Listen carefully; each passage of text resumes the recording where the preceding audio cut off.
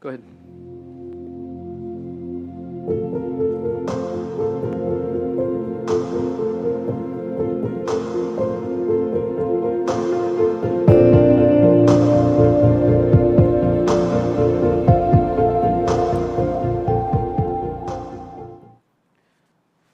Good evening. Welcome to the Board of Mayor and Alderman meeting for the City of Hendersonville, Tennessee. It is March 11th, 2025. We're a tad past 7 p.m., for which I apologize, but we're going to begin the meeting as we typically do. That's with a prayer followed by the pledge. Our prayer tonight is going to be provided by Jacob Bell. He's the executive pastor of Christ is Love Church. Jacob, y'all been around for a little while. You've been here for a little while. We appreciate very much what your church does for the community and what you're doing for the community as well. Thank you, Mayor. Will you bow your heads with me? Lord Jesus, well, when we start with that, we recognize that you are over it all. Lord, you are the one who brings peace and order, and peace and order are yours. And you call these leaders this day in this city to be servants. Before anything else, you have called them as servants. Father, I'm reminded in my Bible reading today in Hebrews that you set up all things that are true and good, not man. So Lord, we ask that you would continue to set up what is true and good in the city of Hendersonville, that you would set up what is true and good with our leadership here this day, that you would set up what is true and good in the people in this room and the people who are watching and the people that are in this city. Lord, we believe that you have set up something true and good, and you've called it the city of Hendersonville. Lord, I'm thankful for the prayer request that I received from Alderman Sassy, and that you are with the people in Nashville, knowing that there was a Nashville officer that had a heart attack today. Lord, we ask for your mercy and grace to be with that family right now. We ask that your mercy and grace would come only in the name of Jesus. That we pray that you would comfort that family. Lord, we also pray for our sister city in the city of Gallatin, that there was a shooting. Lord, we pray for that family that is experiencing pain and trauma. Lord, we pray that you would be near. Lord, you are the only one who is an ever-present help. So, Lord, in your nearness, would you be an ever-present help? And Lord, for the sake of this meeting, would you go before and continue to set up what is true and good? We pray all this in the name of Jesus. Amen. Again, that's Pastor Bell from Christ is Love Church. Thank you so much. So, please join me for the pledge.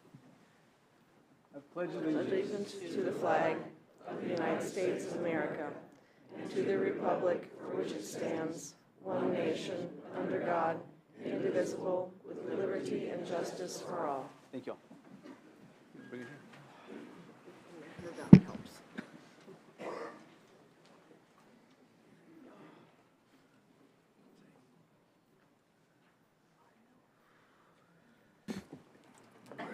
I'm going to entertain a motion that we approve the agenda that was provided to you. We have a motion. I thought I heard somebody mumble a motion.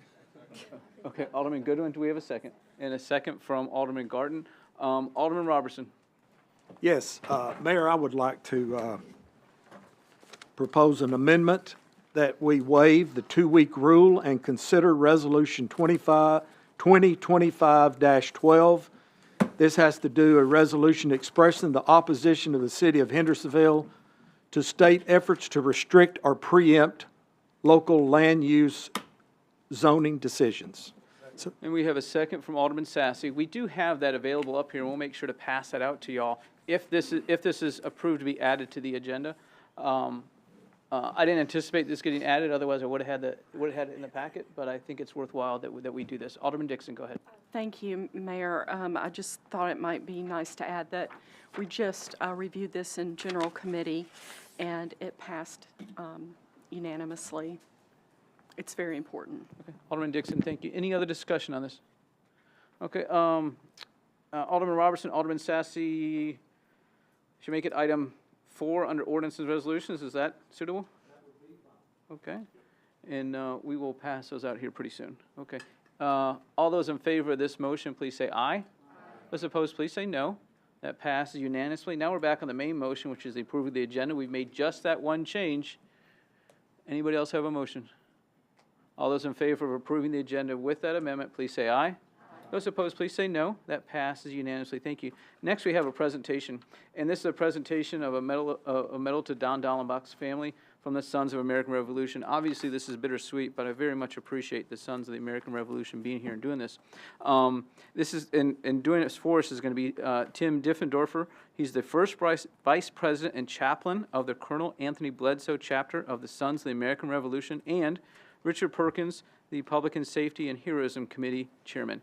Can y'all just head right over there and have some people to join them? And if I need y'all to make sure to stick around because we want to get a picture. And Casey Lamar is going to coordinate that. But I very much appreciate y'all doing this, appreciate y'all being here, and appreciate Don's family being here as well. Thank you, Mr. Mayor. The National Society of the Sons of the American Revolution honors our Revolutionary War patriot ancestors by promoting patriotism, serving our communities, educating and inspiring future generations about the founding principles of our country. Any male 18 years or older, regardless of age, race, or religion or ethnic background, that can provide blood lineal descent from a patriot of the American Revolution is eligible for membership. Here locally in Sumner County, part of the National Society is the Colonel Anthony Bledsoe chapter. We meet monthly at the Hendersonville Public Library. Captain Don Dallenbach passed away earlier this year on January the 12th. He leaves behind his wife Denise and his sons Dylan and Drew and their wives Sierra and Emily and other family members and friends. He has left a legacy of 32 years of community service to the City of Hendersonville Fire Department and his many relationships with this cherished team of friends and colleagues. Tonight, on behalf of the Colonel Anthony Bledsoe chapter, we honor Captain Dallenbach with the SAR Public Service and Heroism Fire Safety Medal, and for his accomplishments and outstanding contributions in the area of fire safety and service. Fellow compatriot Richard Perkins of the chapter is here tonight. He is also a distinguished retired member of the Nashville Fire Department and will make the presentation to the family.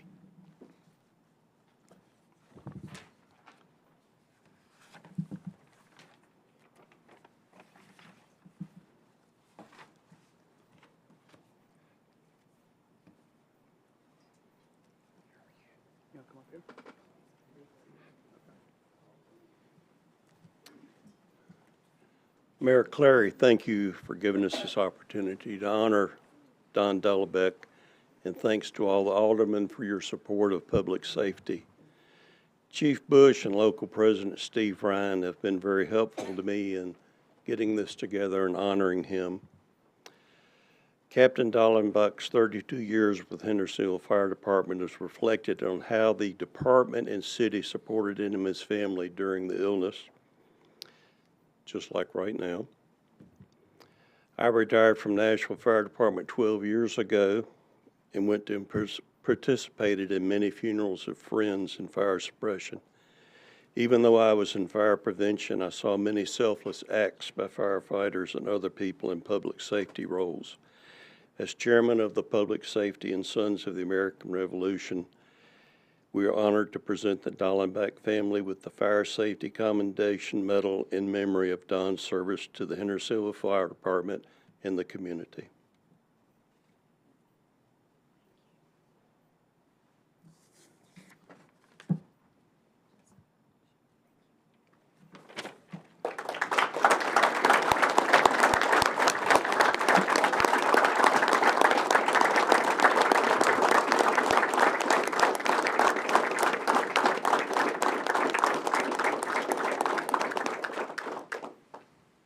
Tim and Richard, thank you so much, and thank you to the Sons of American Revolution. We're going to, so Casey, can you raise your hand? She's going to be responsible for taking some pictures, so please listen to her. And home, family, and everybody home. Guys, together up here at front. Let's do a group photo. Always do. Always do.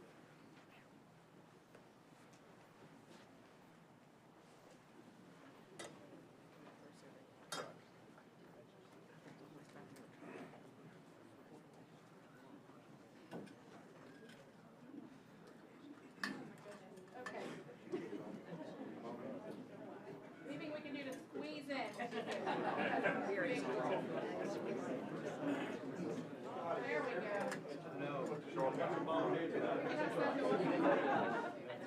be on camera in this location, just so you're aware. The camera is I think I got most of you guys.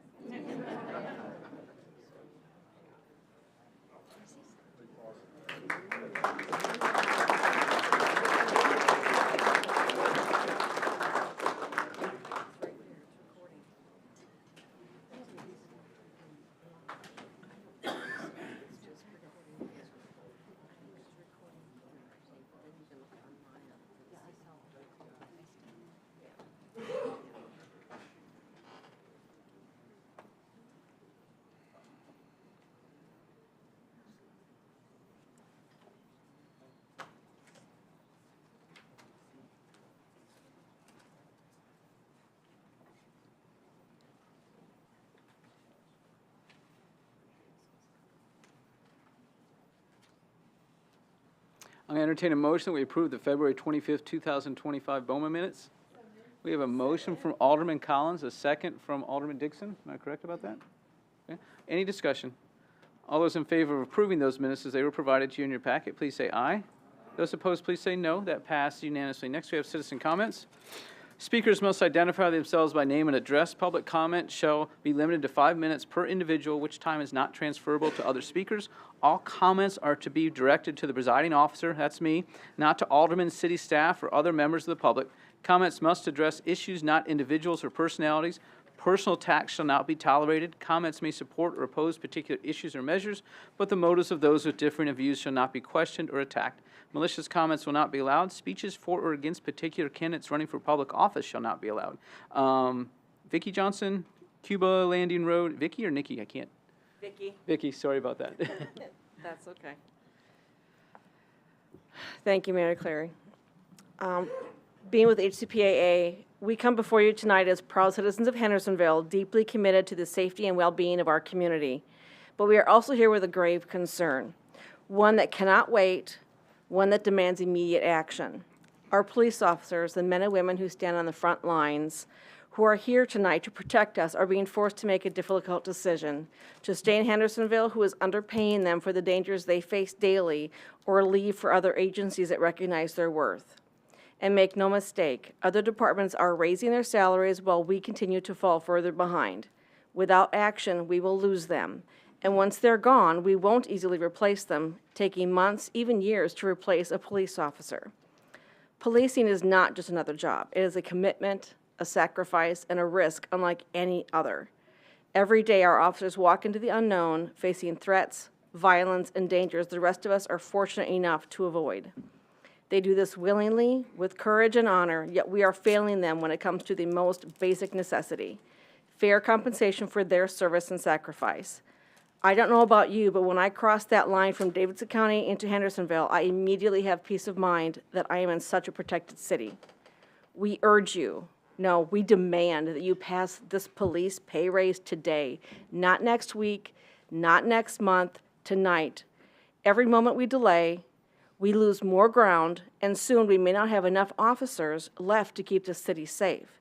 This is not just about numbers on a budget. It's about lives, families, your families, and the future of Hendersonville. Please show our officers that we value them, because thank you is not always enough. Show them that this city's leadership has their backs as they have always had ours. Please do the right thing and pass this pay raise tonight. Thank you. Vicki, thank you. Matt Elliott, Bonita Parkway.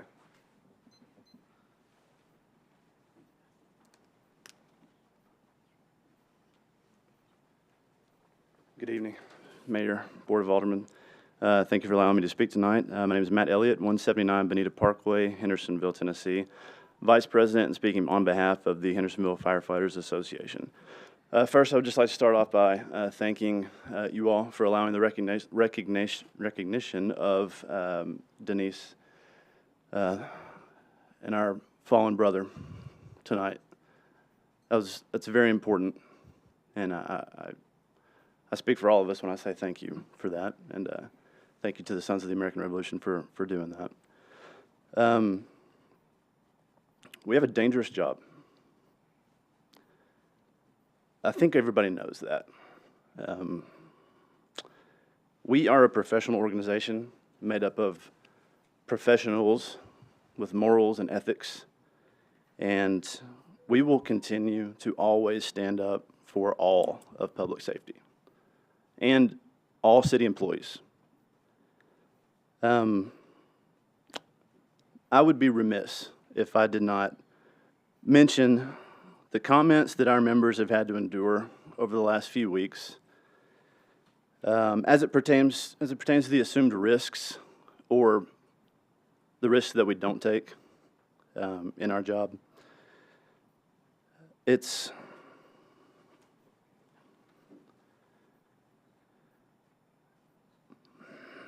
hard to talk about, honestly.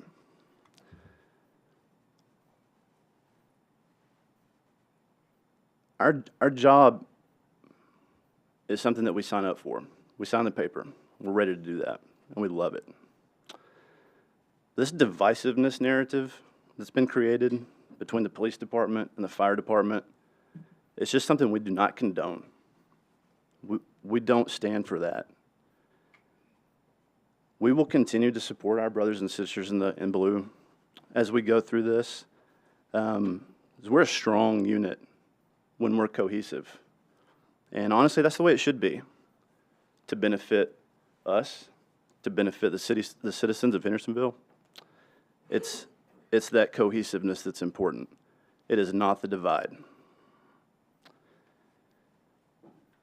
Again, our job is dangerous. Their job is dangerous. Our job is not predictable.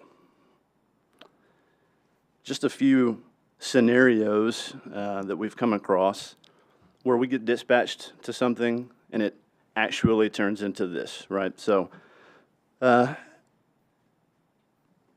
we feel that the board is aware of this, but given some comments that we've heard lately, maybe it needs to be at the forefront, some clarity given. We get dispatched to a difficulty breathing call. We show up, it's a cardiac arrest. We get dispatched to a tooth pain call, tooth pain. This person goes into anaphylaxis shock, their throat closes up, they die on scene. We get dispatched to an MVA. Well, it's actually a wreck caused by a driver in cardiac arrest. We get dispatched to a house fire. Well, there's actually multiple containers of flammable and explosive liquids. We get dispatched to a house fire. Well, there's a false ceiling, a hidden attic, space causing an unforeseen opportunity for a flashover event. Dispatched to a house fire, it's caused by accelerants. Accelerants cause a fire to predict or to move in an unpredictable way. It's much different. We get dispatched to a medical emergency and a bystander walks out from a different room with a firearm. Our job is dangerous. Their job is dangerous. Our jobs are not predictable. The recognition of that goes a long way. And the denial of either also have impacts. Matt, 30 seconds. Thank you very much. Thank you, Matt. Next, we have Matthew Sigmund, West Main Street.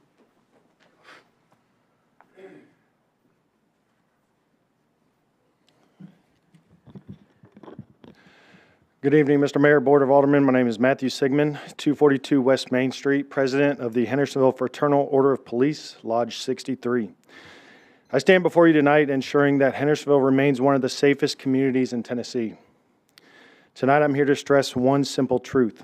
If we want to keep Hendersonville safe, if we want to continue delivering the exceptional service this community expects and deserves, then we must invest in the people who make that possible, our officers, supervisors, and detectives. That investment starts with passing our long overdue pay raises, and it starts now before it's too late. You're hearing it from a 10-year Hendersonville officer, and we don't have a recruitment problem. We don't have a work ethic problem. What we have is a pay problem. Everywhere around us you can see everybody's getting paid more than we are, starting out and even 10-year officers. Our officers love this city, they love the work they do, and they love serving the people of Hendersonville. But love for the job does not pay the bills. Right now, we're losing good officers, men and women, not because they want to leave, but because they simply cannot afford to stay. Most officers can't even live in the city they serve because of it. They are being forced to choose between serving Hendersonville or taking better paying opportunities elsewhere to provide for their families. That choice is being made for them, and this city is suffering because of it. No other department in Hendersonville is facing this issue. Not one is seeing mass departures or struggling with retention. Yet in the police department, the department tasked with the most dangerous, demanding, and unpredictable job in the city is bleeding officers at an unforeseeable rate. Why? Because they aren't being paid what they're worth. They aren't being paid what they deserve. This is about public safety. The reason Hendersonville enjoys such low crime rates, the reason our response times are among the best in the region, is because of the officers who put on that badge every day and answer the call. But let's be honest, our response times could be even better. Our service could be even stronger if we were fully staffed. Instead, our officers are being stretched thinner by the day, expected to do more with less, all while watching their colleagues leave for better paying, better benefit departments. We cannot afford to keep kicking this issue down the road. The community has made it clear that they support us, they respect us, they appreciate the sacrifices that our officers make. But if the city does not step up now and make this right, we will reach a point where there simply aren't enough officers left to maintain the standards this community expects. We cannot protect a city if we do not have the right people to do the job. Now, this is your moment to stand with us, to prove these officers that their work matters, to show them that the city of Hendersonville values their service as much as the citizens do. Passing this raise isn't just about fairness, it's about keeping this department intact before it's too late. The time for discussions and amendments after amendments is over. A simple vote says everything we and your community need to know without explanation on the matter. Make Hendersonville remain one of the safest, most well-protected cities in Tennessee. Thank you. Matthew, thank you. Lisa Boyer, Maple Drive.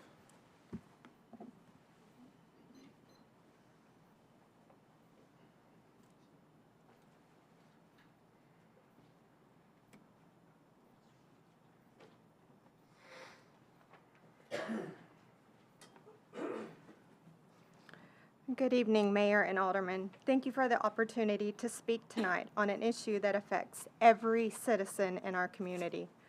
Public safety and the first responders who dedicate their life to protect all of us. Our firefighters and police officers are the backbone of Hendersonville, protecting us, ensuring that when an emergency arises, help is only moments away. Whether it's a fire, a medical crisis, or a public safety threat, these men and women step up every day to put themselves in harm's way to protect and serve. But while we rely on them to be there for us, can we rely on you to stand behind all of them? The job of a first responder is not only physically demanding, but it's also mentally and emotionally exhausting. Every day, they face unpredictable life and death situations in high-stress environments. Firefighters, in particular, are at a significantly higher risk for cancer due to repeated exposure to hazardous material, smoke, and carcinogens released during fires. This isn't just about the danger they face at that moment. It's the long-term health risk that follows even after they leave the fire ground. Despite these sacrifices, many of our first responders are very underpaid and overworked. They take on extra shifts, face staffing shortages, and most of all, if not all, have to work a second job just to pay their bills, because the income that the city provides just isn't enough. This isn't just about their livelihoods, it's about the safety of our entire community. When we fail to properly compensate and support our first responders, we risk losing the very people who make Hendersonville a safe place to live and raise a family. But it's not just about the present, it's also about the future. That's why we need to push for the bridge, allowing our first responders to retire after 30 years of service with the security they deserve. The physical and mental toll of their career is undeniable. No firefighter or police officer should have to work until they're physically unable, or should they have to seek another job after dedicating decades to protect others.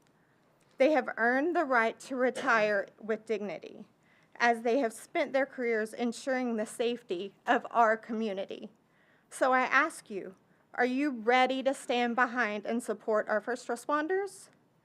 Are you ready to make public safety priority, ensuring that those who serve and protect us are compensated fairly, support their careers, and are taken care of after their years of service? This isn't about budgeting. It's about real people, real family, and the future of Hendersonville. Investing in public safety is investing in our community. And that is one of the reasons Captain Don Dollenbach was still in the fire department, is because he was hoping for the bridge. Correct? So please, I ask you, please cover the bridge. And please vote for it and get it in place for these guys. They deserve it. Thank you. Lisa, thank you. Charlena Allmiller, Ruland Circle.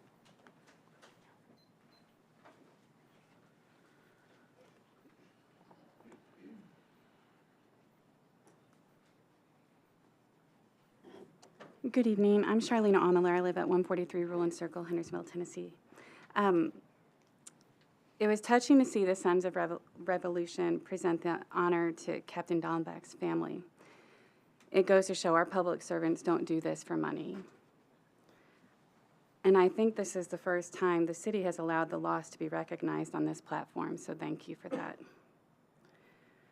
I support an increase in the wages, but I think this approach is going to break more than it fixes. I agree with previous commenters saying that both jobs are dangerous and unpredictable. I recently saw something that showed a firefighter who weighed 178 pounds without his gear on. And by the end of putting all the protective gear on, he weighed 325 pounds. Would you want to do that at the age of 60? Would you want to do that at the age of 55? Would you want to go into areas where people aren't smoking because they don't want to have cancer, but you're running into fires? So I think that we just need to acknowledge that our first responders are both needed for the safety of this community. I looked at the comparisons that were done. I know they weren't shared publicly, but they were shared to some people, and I received a copy. And I don't think that they were done very well, but I'm okay with like I said, I'm okay with the wages. And what I think, if you're going to do such a wage increase, and $1.2 million, I believe, is what Alderman Sassy had said, and I will take that as his word, because I don't have the number of employees at each rank, but if you're going to do that, try to fix something with it.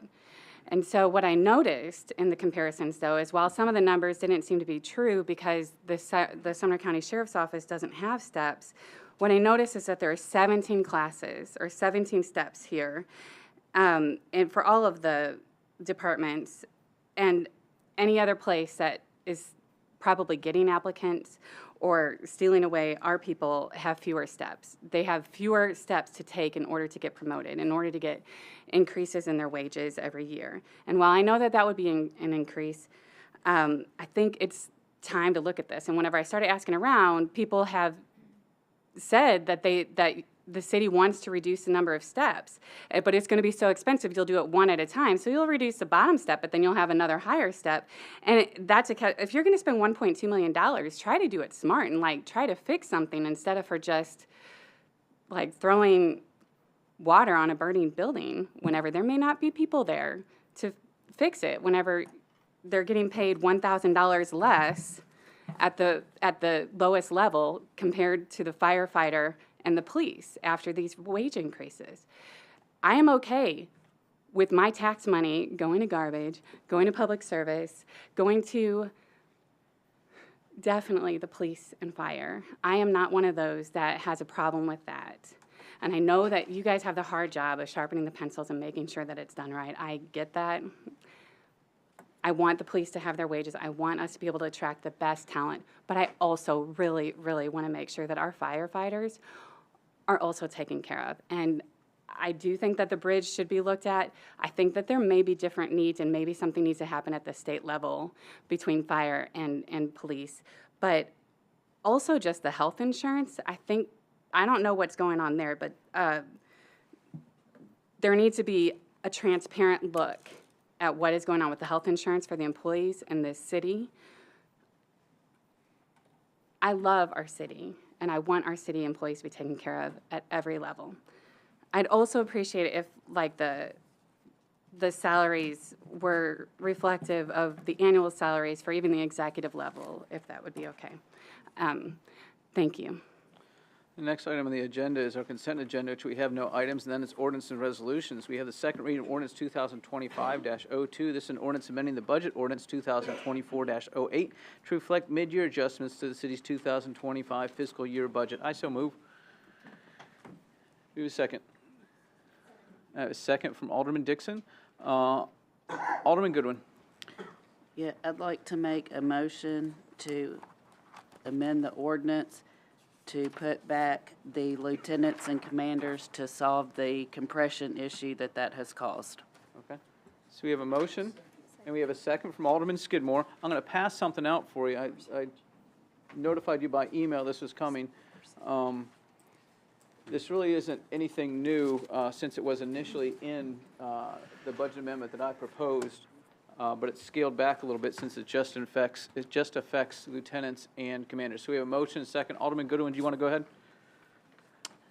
Yeah, I'd like to put it back to 7.5% for lieutenants and commanders. Okay. Alderman Sassy. Thank you, Mayor. I have a question about the Robert's rules, I suppose. Can we put the entire resolution back to where it was at the beginning? And if we, what would be the process in doing that? So the process in doing that is there's a couple choices. One would be for somebody to make a motion to rescind a previous action. The other is that if there had been notice that we were going to put everything back, that would require a 2/3 vote. But in this case, it just require if there had been notice ahead of time, there would be just a majority vote. But in this case, we would need a 2/3 vote to do that.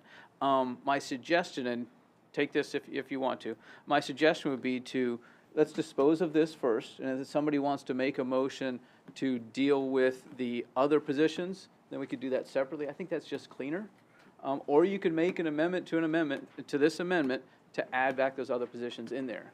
I think that gets a little bit confusing as we proved two weeks ago. Yeah, no, So, I'm happy with that decision. Thank you. Okay, thank you, Alderman Sassy. Alderman Collins. I'm looking for it in my binder right now, but wasn't the original proposal for commanders to have a 2.5% increase instead of? Alderman Collins, can you say it again? Was the original proposal for commanders to have 2.5 and lieutenants to have 7.5? No. Hold on, we're gonna, fortunately, Tamara is with us right up here. Yeah, the original proposal was for 7.5% for the lieutenants. The commanders were at 2.5% in the original proposal. So I misspoke earlier, sorry about that. And so we have 6 lieutenants? 6 lieutenants? Jason, I need 6 lieutenants and 3 commanders? We have 5 lieutenants and 3 commanders. Did that level of increase of get us in a situation where no commander makes less than a lieutenant that serves under the commander? Alderman Goodwin, you want to take that one? I can call Chief Jones up. Okay. Chief Jones, could you come join us, please? It might be a Jason question also. You gonna do it, or Jason, or both? Might need Jason's help. Okay. I don't want him to feel left out, Mayor.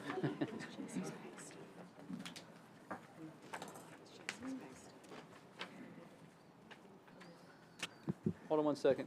Do we have a second from Alderman Goodwin's amendments? I think so, okay. Skidmore, second. Oh, Alderman Skidmore, thank you.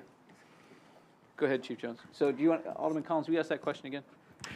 Thank you. If we stick with the original proposal with 7.5 for lieutenants and 2.5 for commanders, does that result in any single lieutenant making more than any commander?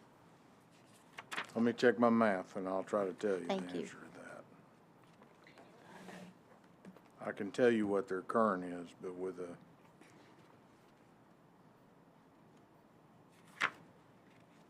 You already have that, Jason? No, I'm working on it.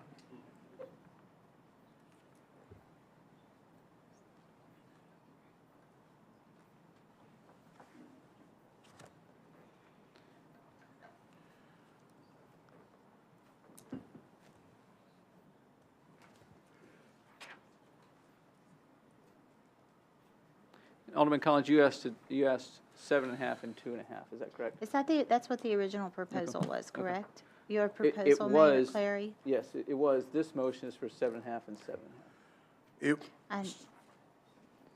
7.5. It would result in some lieutenants making more than the commander. Thank you. At 2.5. At 2.5. So Alderman Collins, anything else? I'm wondering if it were 5%. I mean, it feels like let's make a deal, right? It's kind of silly, but if the if the commanders were at 5%, does that get us? Still wouldn't do it. Okay, thank you. Thank you, Alderman If you Collins. do them the same, then it keeps some separation, but... Thank you. Thank you, Alderman Collins. Alderman Good, did you have something else, or I failed to turn your button off earlier? No, I'm okay for at the moment. Alderman Robertson. Jesse, or, Jason?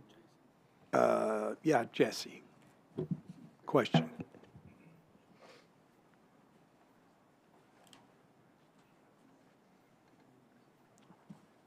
I have no objection with the motion, the amendment, but I have a question on how we accomplish it. Did we look at various other ways to accomplish so that a sergeant wouldn't be making more than a lieutenant and that a lieutenant wouldn't be making more than a commander, other than just across-the-board pay raise? For example, did we look at pay grades of juggling them a little bit so that we could get the same effect without having to increase across-the-board raises? I want to make sure that we turned every stone in looking at all the options. Go ahead. Sure. So this is something that we looked at within our existing pay steps. So we used to have 18 pay steps. We're making an effort to reduce those pay steps. To do something where we maybe say we added 3 steps to maybe a lieutenant and a commander, it wouldn't address today's pay issue. Like if someone got a raise as a sergeant, it wouldn't necessarily, and we didn't do it for a lieutenant, but we gave him an extra 3 steps on the end of his salary grade. Something like that would add complexity to our system. It wouldn't address today's issue. It may address the structural issue. We looked at multiple options, but what we've committed to is trying to reduce the number of salary steps.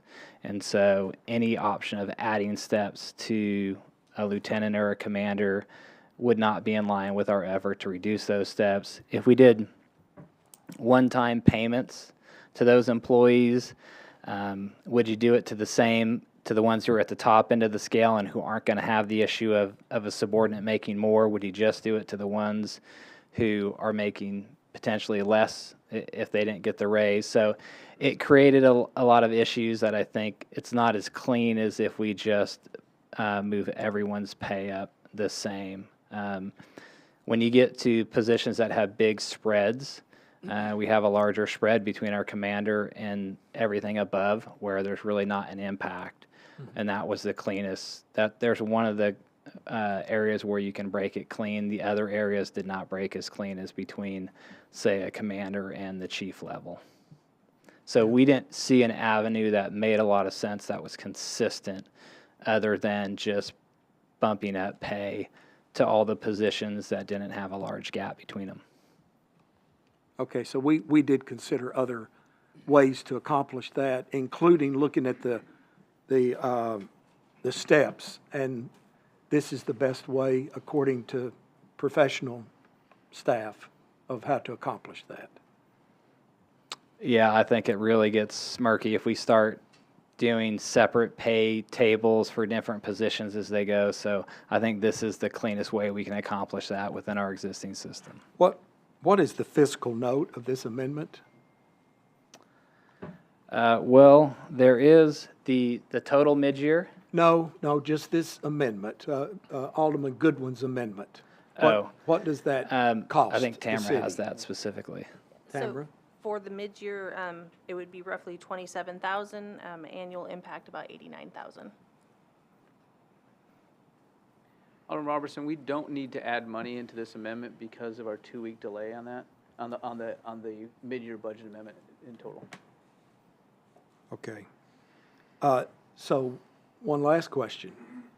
If we take this action, will there be commanders making more than the deputy chief? No. Thank you. Alderman Robertson, thank you. Alderman Evans. Thank you. Thank you. I'm kind of trying to digest all this, and I thought that where we were heading tonight was that we were going back to the original proposal of the 7.5 and 2.5. I didn't know that it was going to be something where it was changing everything to 7.5. I'll vote whatever and go along with whatever BOMA votes on. I feel like that we're kind of playing games. I don't want to say it like that. But why can't we just go back to what was originally presented? I feel like that we're kind of, the rug's being pulled out from under us, that we had one proposal, this is what we had. We spent a lot of time talking a couple of weeks ago about different amendments and everything. We landed on what we landed on. Now we have another proposal that's coming before us, and I get the whole compression thing, and I get the comments about that, and I'm not saying that no one deserves increases. It's just that we're looking at so many different variations here, and this should have been presented at the last meeting. And I feel like that we have all these different proposals that have been before us. If we're going to make another, I'd like to go back to the original one that was presented of the 7.5 and the 2.5. Thank you, Alderman Evans. Alderman Goodwin. I apologize. I meant 7.5 and 2.5. And since you want to go back to the original amendment, I would like to go ahead and add the assistant chief and chief back in at the 2.5% to get the $27,000 deficit that it will cost, and just go back to the original amendment, since that's what I'm hearing everyone wants to go back to. Okay, hold on one second. So probably the cleanest way to do this would be withdraw this and then make an amendment. And since it passed unanimously, I don't really consider that we need to take a motion to reconsider, because it would take somebody on the prevailing side. We're all on the prevailing side. Would you like to withdraw this amendment, and then we'll come back to what you said? Okay, Alderman Skidmore, will you agree to withdraw your second? Sure. Okay, so I do feel, Alderman Goodwin, if I understand correctly, what you're asking for is to add back in what we took out, and that is 7.5% raises for lieutenants, 2.5% raises for commanders, for assistant chief, and chief. Is that correct? Hold on here. Yes, I would like to go back to your original amendment that we heard 2 weeks ago. Okay. I appreciate that. Alderman Collins, I bet you I know what you're going to ask, but we're going to wait for Alderman Sassy. Alderman Sassy was first. Yeah, he was, so go ahead. Thank you.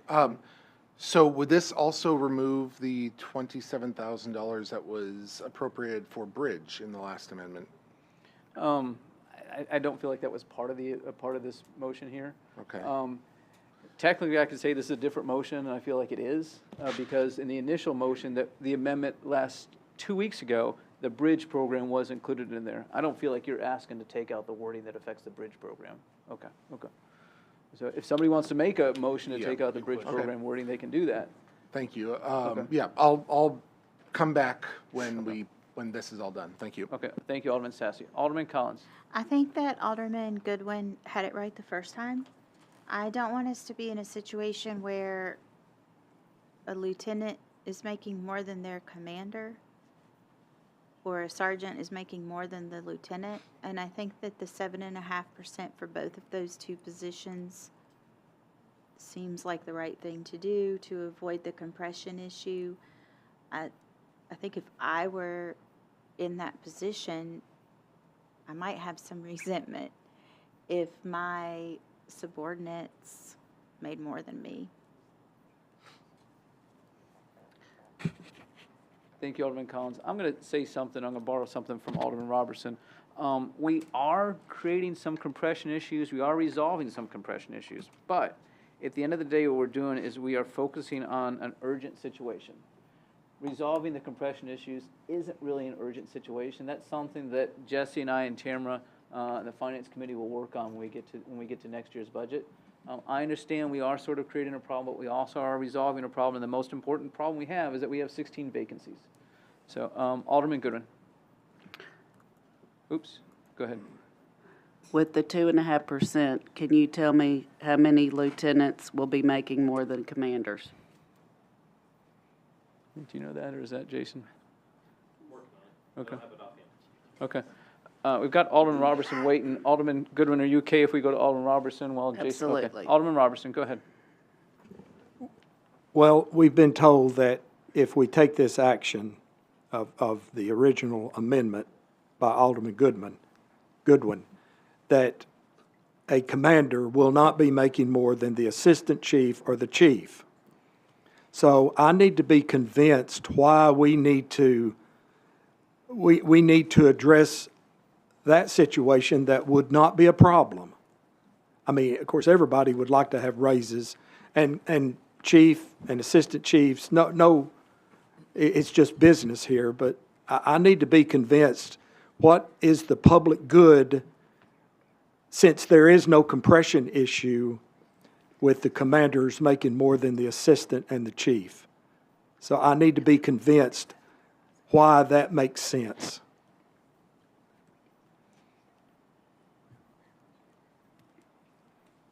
That's all.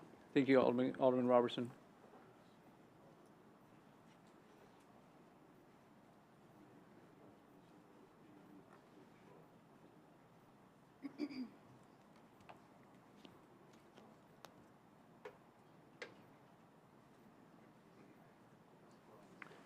Do you think you know the answer? Or is Jason okay.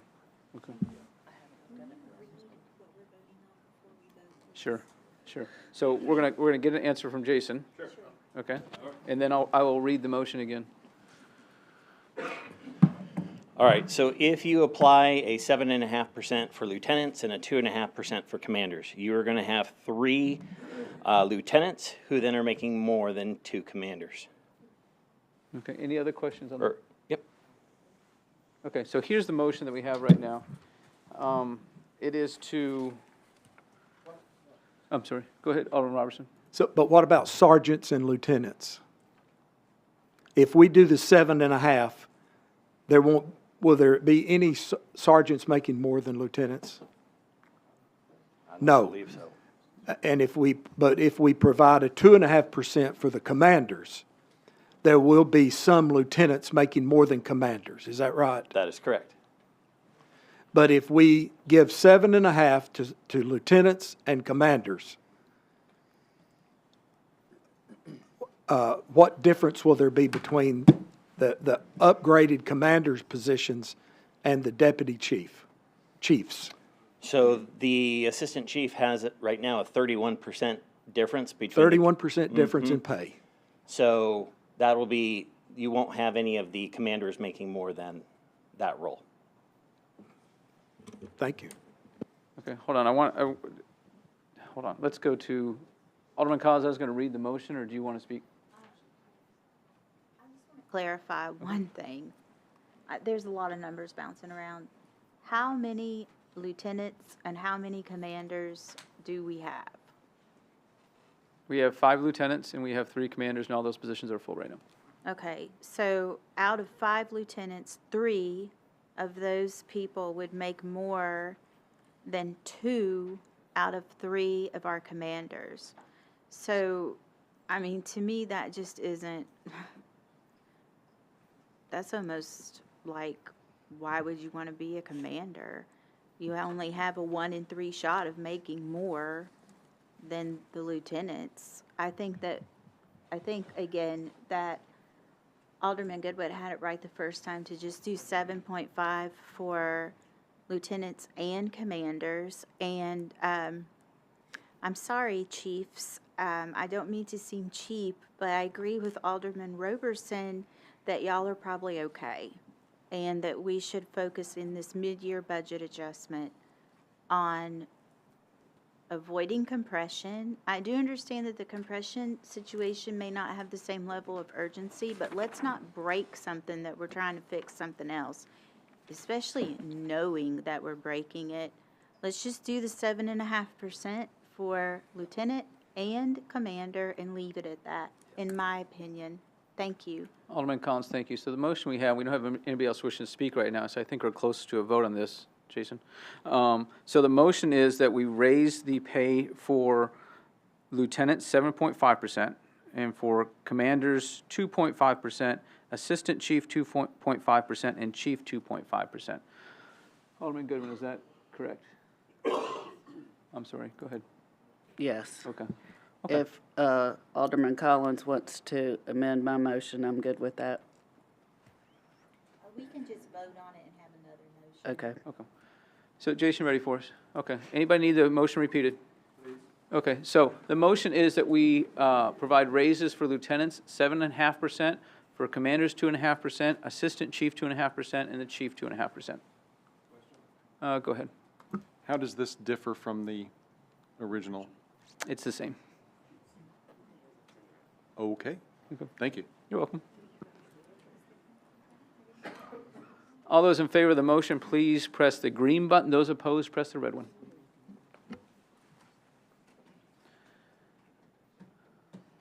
Who are we missing? Alderman Goodwin, Alderman Garza. Okay, so that passes 8-4. Those in favor, Alderman Bergdorf, Skidmore, Ward, Martin, Sassy, myself, Alderman Dixon, Alderman Evans. Those opposed, Alderman Goodwin, Garton, Collins, and Robertson. So now we're back on the main motion, and I have an amendment. However, let's turn those off. Alderman Sassy, do you want to speak on this or something else, or do you want me to go make my amendment? Go ahead. Okay. So since we developed this mid-year budget amendment about 8 weeks ago, obviously the environment has changed a little bit. A couple things have happened. Some money is coming in that was unanticipated. We understand our insurance situation better with the flooding that we had in our parks. We've also had just a couple other expenses that we know of more firm, I guess I should say. And so on the back of that sheet that I handed out to you is this table right here. And there's an explanation, I emailed it to you also, there's an explanation of what those changes are.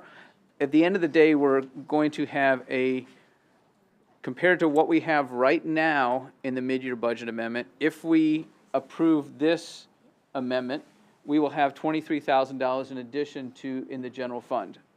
I need to say one other thing before we vote on it, but we can have some discussion on this, and I'm going to move that, and again, for the most part, this is just catching us up and making us current is what it's doing. So I'm going to make that motion. I hope somebody will second it. Second. Okay, we have a second from Alderman Dixon. Alderman Sassy. Thank you, Mayor. So we just amended the amendment of our amendments that we amend. Exactly. Yes. I followed you. That was not a hard thing at all. Everyone understands that. I mean, we get that. So by doing that, we added in additional funds or expenses, and we still have the bridge funding, the $27,000 that we're funding for the bridge in there. So that eliminates this $23,000 surplus as it is right now. Is that correct? So, go ahead, Tamara. Yeah, with what was just approved as an amendment, along with this, would be about a $4,000 deficit. Got it, yeah. Okay. That's how I understood it as well, yes. Okay, that, would you be willing to, never mind, we'll cross that bridge next. Okay. Okay, thank you, Alderman Sassy. Alderman Evans? I just had a quick question on one of the expenditures here, if I may. Okay. It has to do with the Eagle View project of the 115. It says requested expenditures, and it says design services. Is that all that it's for, or is this the final or amount that we think we'll spend on the Eagle View project, Sarah? By far the best person to answer that question is Sarah. This is just for design. Excuse me. Wow. Any estimates? I mean, I know you said you're still working on that, but what are we thinking we're going to be spending there? Well, we don't really have a great estimate yet because design has not started because we need to have the funds before we can sign the contract. I know. Just a guess, at least 400,000, I would guess. Okay. Thank you. Alderman Evans, thank you. I need y'all to pause for just a second. Thank you. Alderman Dixon. I'm going to want to make a motion. I don't know if I do it here or if I do, I have a motion about police pay. Okay. Since I was on, I have a motion about police pay since I was on the prevailing There you go. side. Okay. I can make another motion. Yes, you can. So first thing you would need to do is you need to make a motion to reconsider, and so we would vote on that. And then we would go back to that motion that was stated. So are you making a motion to reconsider as a person on the prevailing side? Yes. Okay. So I need somebody who is also on the prevailing side to second that. They don't, to reconsider. To reconsider. I'll make that motion. Thank I will you. make that second. Thank you. So where we are right now is that we're going to vote on going back to having a discussion about the amendment we just passed. We're Okay. not voting on whether we like that motion or not. We're just voting on whether we're going to go back and have a discussion on Okay. it. Okay? Okay. As if it never happened. Okay. So is there any discussion on vote? Okay, Alderman Robertson. Yes. So this motion to reconsider will allow us to reconsider the possible discrepancy of lieutenants making more than commanders. That's my intent, So I just wanted to make sure that that people know that. Yes. that would allow for that discussion. Thank you. Okay, Alderman Robertson, thank you. Alderman Dixon, anything else? No, that's Okay. good. Thank you. Okay. Jason, you ready for us? So this is the motion to reconsider the amendment we passed a few minutes ago with these 7.5, 2.5, 2.5, 2.5. We're not voting whether we like that or not. We're just voting to go to act like that didn't happen and going back to reconsider. Alderman Skidmore on this motion? Thank you. I was just going to ask for a point of parliamentary inquiry to the chair. I think that there's some misunderstanding here on the whole issue, and I really don't want to go through. I don't want us to, because we do this a lot ourselves. We look like buffoons sometimes, and I'm one of them. But I don't want you to think that this is one time, because we're all trying to do what's right here. But and so my point in the parliamentary inquiry is that I thought the last vote was on the amendment to the motion. So therefore, the motion has still not passed. The amendment has. And so you can continue to discuss on the motion. And if you want to make an amendment, we don't have to have a motion to reconsider. But we can continue to discuss the motion as it is, and then if the gentlelady has a comment or a motion, then she can do that because it's still on that motion. Now tell me if I'm wrong, or if anybody agrees with me, tell me I'm right. But I think that's it, because we have not voted on the motion. So, the main motion. yeah, so I think you would be right if there was a difference in what somebody wanted. But the fact that she is asking 100% backup. If she Okay. was asking 80% backup, okay, then we could just vote on it and we wouldn't have to have a motion to consider. But it's 100% reconsider what we just did. But otherwise, I think 80% of the time you're right. Okay, well, thank you. I appreciate Many thank you. That's the first time in a long time someone said, you're 80% right, and I'll take it. I will take it. Now, and so I thank you for that. But my question is, if that's the case, then we voted on the motion, then we voted on this too. Do you see? We just didn't discuss it. Hold on here. Okay. I'm not trying, and So please forgive me, but I just, no, you're fine. you know how I am I'm a stickler when it comes to things like this. I feel like we've disposed of this since we did have a separate motion. Okay. That was seconded, and then we voted on it. And we did vote on this, right? No. Oh, No. okay. That's why I asked. Right. Yeah, so we can do one or two things. You can amend your motion with this, which is hard to do, or you could just withdraw yours. We'll vote on this, and then we'll come back to make your motion to reconsider. The problem is yours is a motion to reconsider versus a motion to amend. So I think the easiest thing would be for you to withdraw. We vote on this, and then we come back to that reconsideration. Who made the second? I on the motion agree to with reconsider? that. Okay, thank you.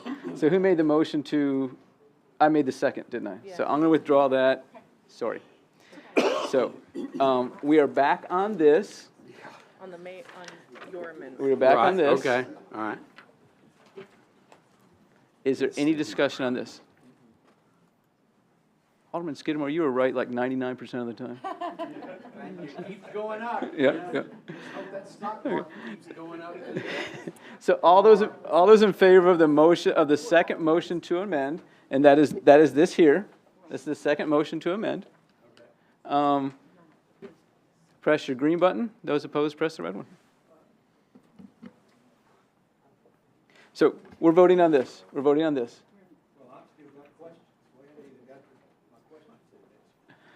Let's back up. Alderman Robertson. Sorry. You're okay. But I wanted to talk Eagle View project. Ms. Locke?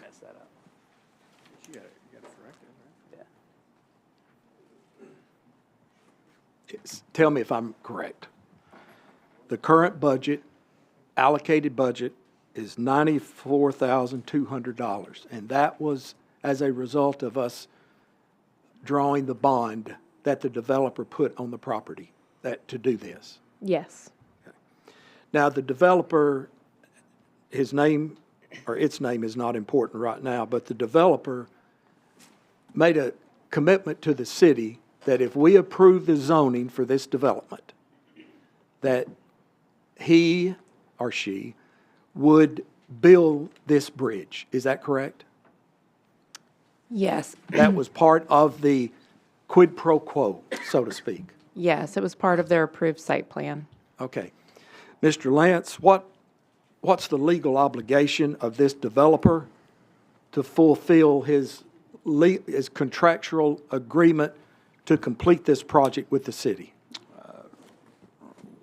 We believe that he's, or she is fully liable, and we will be pursuing that to the extent that there is any monies paid over the amount of the bond that we called.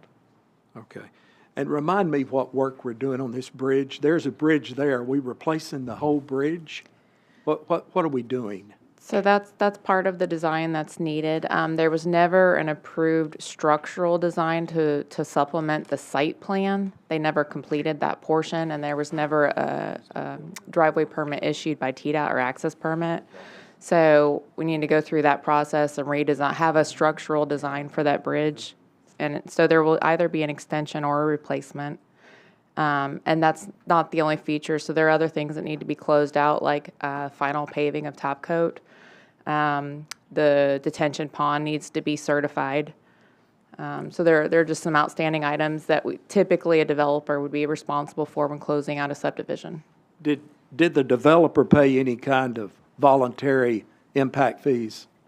Not that I'm aware of.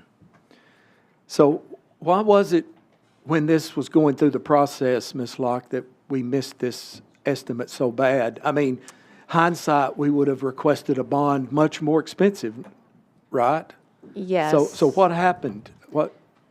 So at that time, I want to say it was around 2017, the numbers that were used to estimate sureties were much lower. And then you compound that with the fact that we went through 2020 and inflation more than doubled a lot of construction costs. So it's just a factor of those couple of things. Yeah, but we're looking at quadruple the possible Possibly. cost, your estimate. Yeah. I know we can't do anything now, but Yeah. Mr. Eckenroth, going forward, when these developers put forward a bond, let's make sure that we get sufficient bond in case they walk away from the project. And also, I'm surprised, well, no, I guess I'm not. I wasn't here at the time, so I don't know what the city's plans were on voluntary impact fees, but for sure they didn't pay. Lance, I sure hope that we can have success in pursuing this, because this is, going from 100,000 to 400,000, that's a budget buster, and that bothers me a great deal. The bridge is safe, is that correct? The residents that live there, is the bridge safe? Yes, yeah, we don't know of any structural concerns with the existing Okay. bridge. It's more that it's not wide enough and it doesn't provide the proper safety measures that TDOT or the city would require for additional houses, basically. Okay. And just one final note about sureties. Now, our city engineer does update those rates annually based on TDOT unit pricing and based on what we've seen with our contracts. So they are more conservative on an annual basis. Yeah. May not be perfect, of course, but it's an improvement. Yeah, thank you. Jesse, I've got another question on this amendment. On the insurance recoveries, it says that the current budget is $750,000, and we are requesting an additional $350,000. Is that correct? Yes. And how much of that 1.1 did insurance cover? Tamara might have that offhand. Yeah, that 1.1 on the revenue side is all insurance covering items. And that the original budget, the 750, was remainder of the flood and the tornado from the prior fiscal year that bled in. And then the most recent flood, 350,000 at this point, is estimated to be covered by insurance. Excellent. Well, let's look down at the operating expenditures of $460,000 for flood repairs. Is that associated with the top numbers? Yes, sir. Okay. So we're recouping all of that loss, all of that expenditures. No, right now it's estimated just over $100,000 that insurance will not pay for that were damages from this most recent flood. Okay.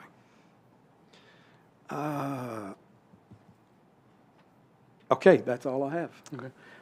Help me out, Jesse, it might be Sarah. Am I correct that, and maybe I'm getting a different subdivision mixed up here. Am I correct that we have required the developer of that subdivision that we prevented them from building additional houses? Or am I getting that mixed up in a different subdivision?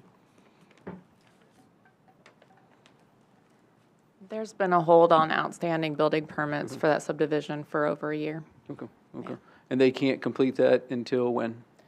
Until we release them, which I don't know that we will, depending on Lance's advisement. Okay, okay, thank you. So we got a little bit more leverage in there. So, yeah, okay. Thank you, Alderman Robertson. Any other discussion? So at this point, this is what we're voting on. Okay. All those in favor, press the green button. Those opposed, press the red one. Okay, that passes unanimously. Thank you all. Alderman Dixon. Thank you, Mayor. I'm pleased that the board supported Alderman Goodwin's motion for the police pay. I still feel like, and I like it to be clean, and I feel like we left hanging the compression issues with the lieutenants and to the commanders, those 3 instances. And all I'm asking is to accept her amendment as written, except take our commanders to 7.5. Okay, so you have a And motion to reconsider. That cleans our compression issues. Okay, so you have a motion to reconsider. I'll second that. And do you want to explain, will you explain that? So now we need to go to, I'm sorry, could you say that again? Yes. Okay. I want to,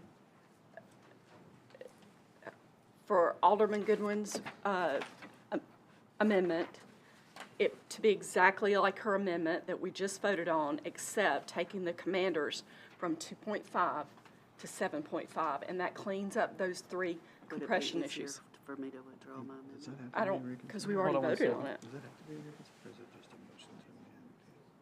That's what I asked to begin with, and he said no.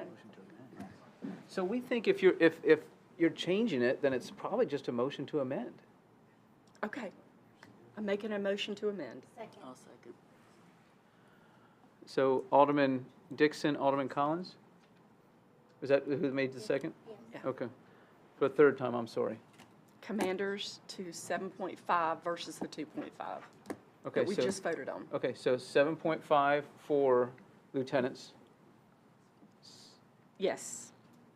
And commanders. and commanders. Yes. What Because ab- right now, what we voted on is 7.5 for lieutenants and 2.5 for the commanders. Okay. And I'm saying both make 7.5, and it cleans up any compression issues going into our budget season. You're leaving alone, so we would still have in place the 2.5 and 2.5. I'm leaving that on. Leaving that, oh, okay.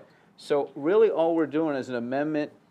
So currently, the way that we are in the ordinance is that lieutenants were going up 7.5, commanders were going up 2.5, assistant chiefs 2.5, and chiefs 2.5. You're asking to change that to 7.5 for commanders. So it'd be That is 7.5, correct. 7.5, 2.5, 2.5. And it will clear up the 3 instances we Okay. heard from Chief Jones Okay. that we have. Okay. You withdraw your second? Do we have a second on this? I'm sorry? Okay, we have a second from Alderman Garden. Okay. Any discussion? Alderman Sassy? What would the cost be on that? Do we have that information?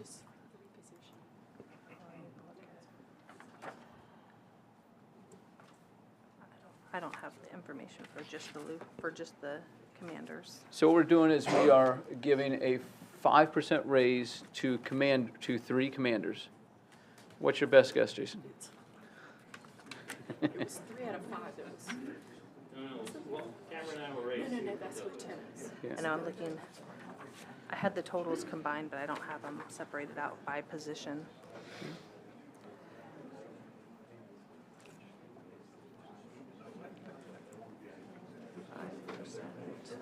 So we're not doing anything, so this motion is not impacting the lieutenants, it's not impacting the assistant chief, it's not impacting the chief.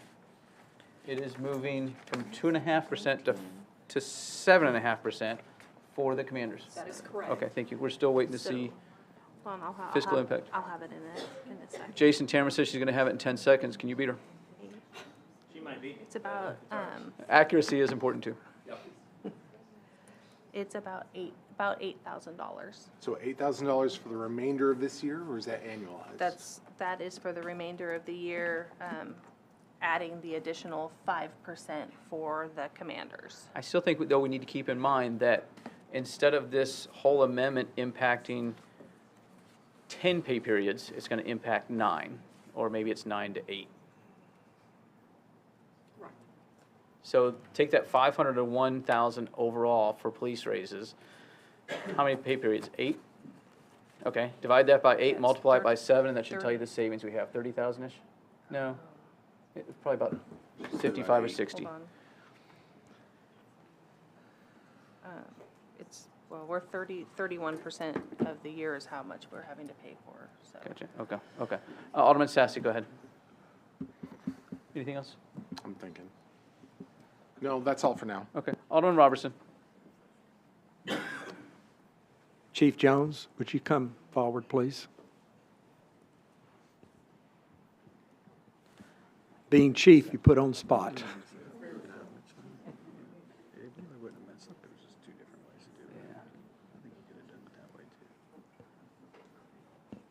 So if we leave the pay as was approved in the first reading, or the budget just passed, where that a lieutenant gets 7.5 and a commander gets 2.5, what, will that cause problems? Absolutely. Explain. We're going to have lieutenants making more than their commanders, which is a problem we just attempted to fix, or was fixed by the motions and amendments that kept the sergeants Yep. from making more than their lieutenants. Yep. And I don't think there's anywhere where we say that the people that you're supervising should make more than the people supervising them. I mean, I just don't, I don't think that's right. So if you, we even figured it when I was staying with Jason at 5% for commanders, and it still causes the same problem. The only way to keep from doing that is the full 7.5% for lieutenants and commanders. Mm-hmm. Yeah, and I would, as a sidebar, Mayor and Jesse, I would appreciate in the budget, next year's budget, that we look at this compression issue over all departments to see if that exists in other fire department, public works, wherever. So I think that's a good exercise. We have identified a problem here, and the chief is saying, fix it, board, or it's going to cause problems. Now, Chief, I'm going to really put you on the spot here. I bet. And it's not personal. I hope you understand that. But is there a problem if we don't give the assistant and the chief 2.5%? Will there be any commanders making more than the assistant chief if we strip off them from a raise at this juncture? You'll still get the 1%. There will be no commanders making more than the assistant chief, but, you know, we talk about the money and the deficit, and I will point out that with the vacancies we've had this year and the extra workload that everybody in our department has picked up. Yeah. There's more than enough money in our salary line to cover this, I believe. Oh, Unless I know Tamara there tells is. me I'm wrong. About $1 million. Yeah. Yeah, more than cover what we're talking about here for the proposal to give from officer all the way through myself, you know, this raise that's being considered. So there's more than enough money to cover that when we're talking about money and deficits, just from the vacancies we've had this year, which doesn't include the money from the vacancies last year that was turned back into the general fund. So do you think we should go all the way to the top with the raise? Sir. I do.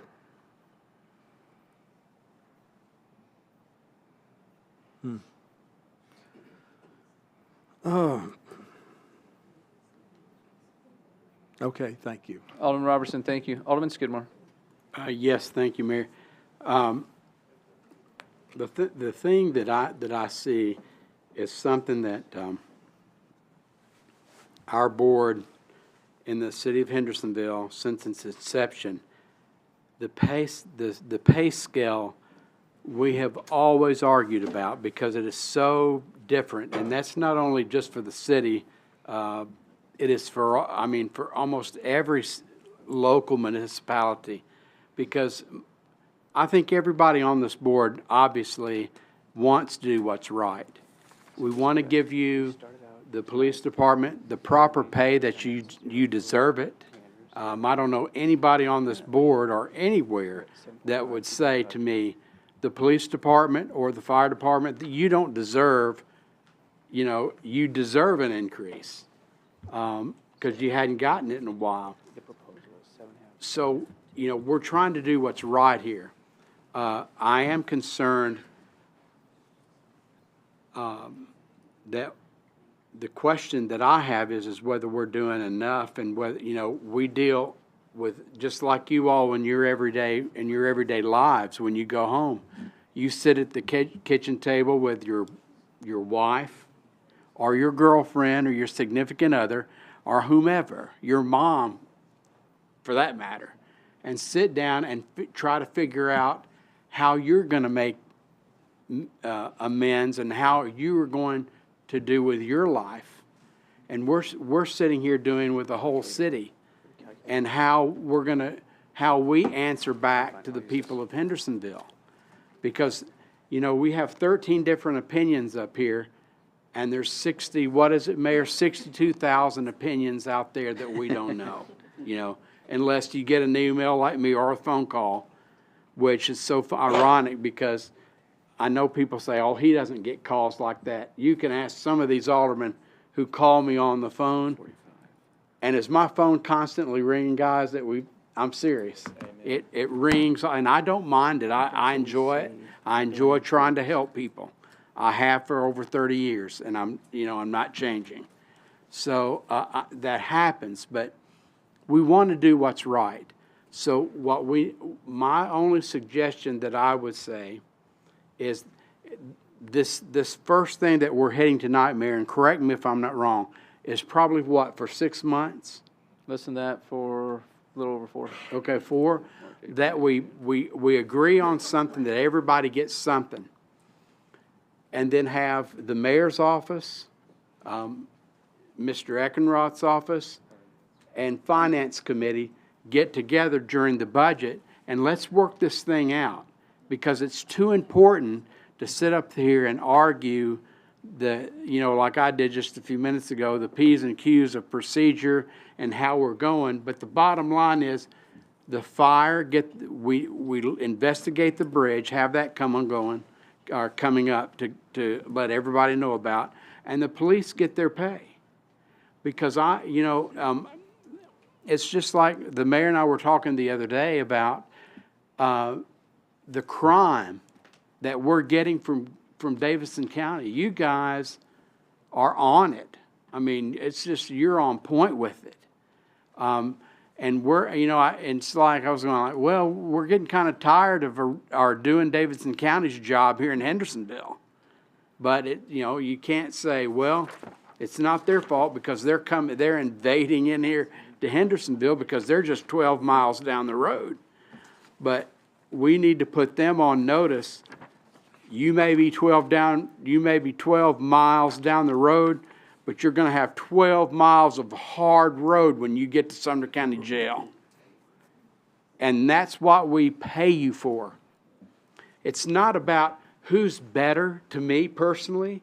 It's not about who's better than our emergency services, whether it's the fire department or whether it's the police department. Because I'll tell you this right now, and this is how I feel about it.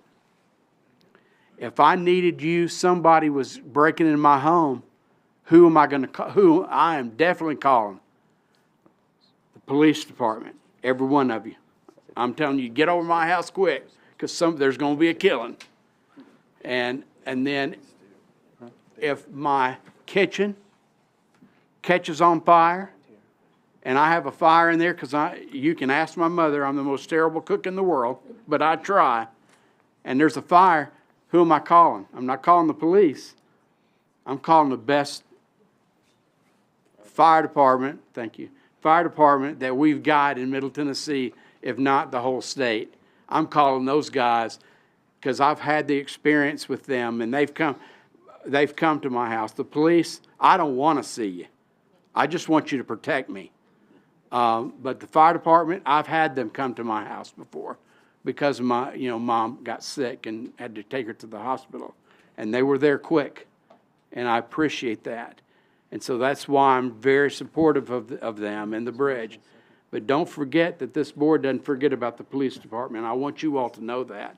So, Mayor, whatever we can do to get this show on the road in terms of what they deserve and we can come to agreement, I'm all for it. But at the same time, if there's something that we've missed and the police department come back and say, they tell me, well, what about, or they tell any board member in the mayor's office on down, well, what about this? What about this?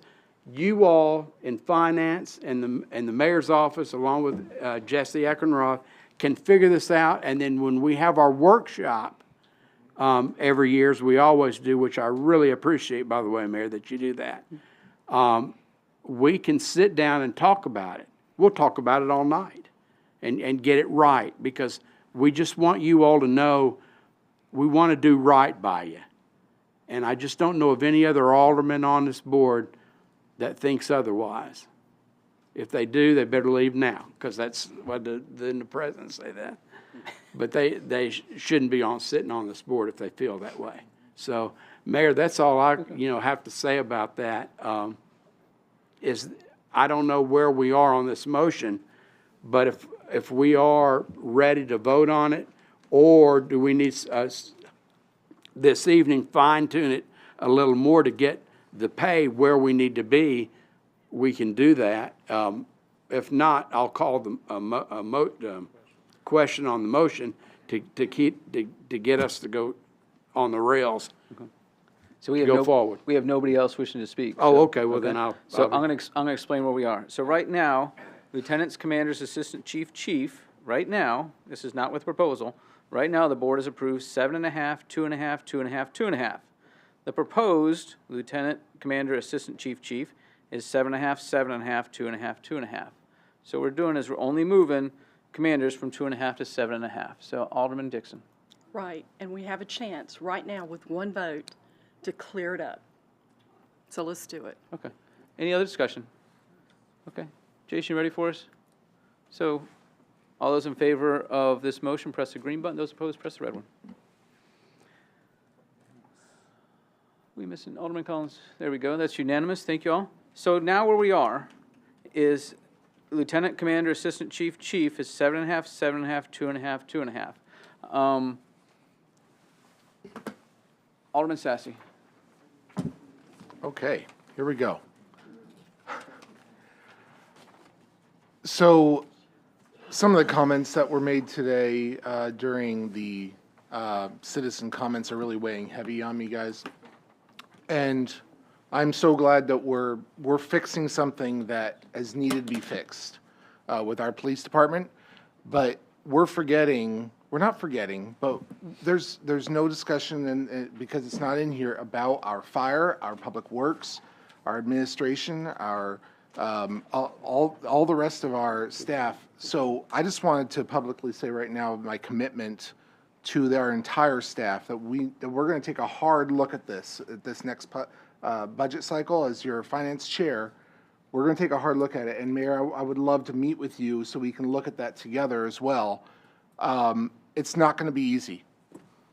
We're going to have to probably make some tough decisions in this upcoming budget cycle, but they're necessary decisions. They're what is right to take care of our people. We need to make sure we're covering our needs and look at what the wants are, and we may need to make some hard choices on those wants that we just can't cover them in this cycle. So, because we've made a commitment here on this board, every single one of us, we made a commitment to taxes, that we're not going to raise taxes. You guys blessed us, the citizens blessed us with a 0.5-cent sales tax increase, which bolstered our budget. Granted, it's very limited in scope and what we can spend with that money, but we're blessed. We've got those additional funds. Costs have gone up significantly at the same time. So there are some tough decisions that are going to have to be made. Like, we can't cover salaries at all with those PIP funds, is my understanding. And that's where the big chunk of our budget goes, is salaries. So I'm just committing to that, to do whatever we can to make things right across our city. Now, with that, we had in our public safety and our general committee tonight, my resolution to research the bridge plan. It is a resolution that invites the TCRS, which is coming to BOMA next time, so get ready for it. But it invites the TCRS here to the city to present what exactly the bridge program is to our public safety people, the ones who are actually going to use it, right? And then to allow those individuals, those officers, to anonymously vote on what they think about the bridge program, and if it's something they even want. And we're going to use that information to take it under consideration at our next, hopefully at our next budget, to determine if it's something that we can fiscally add into our budget for our staff there. So I wanted to make you all aware about that. That's coming.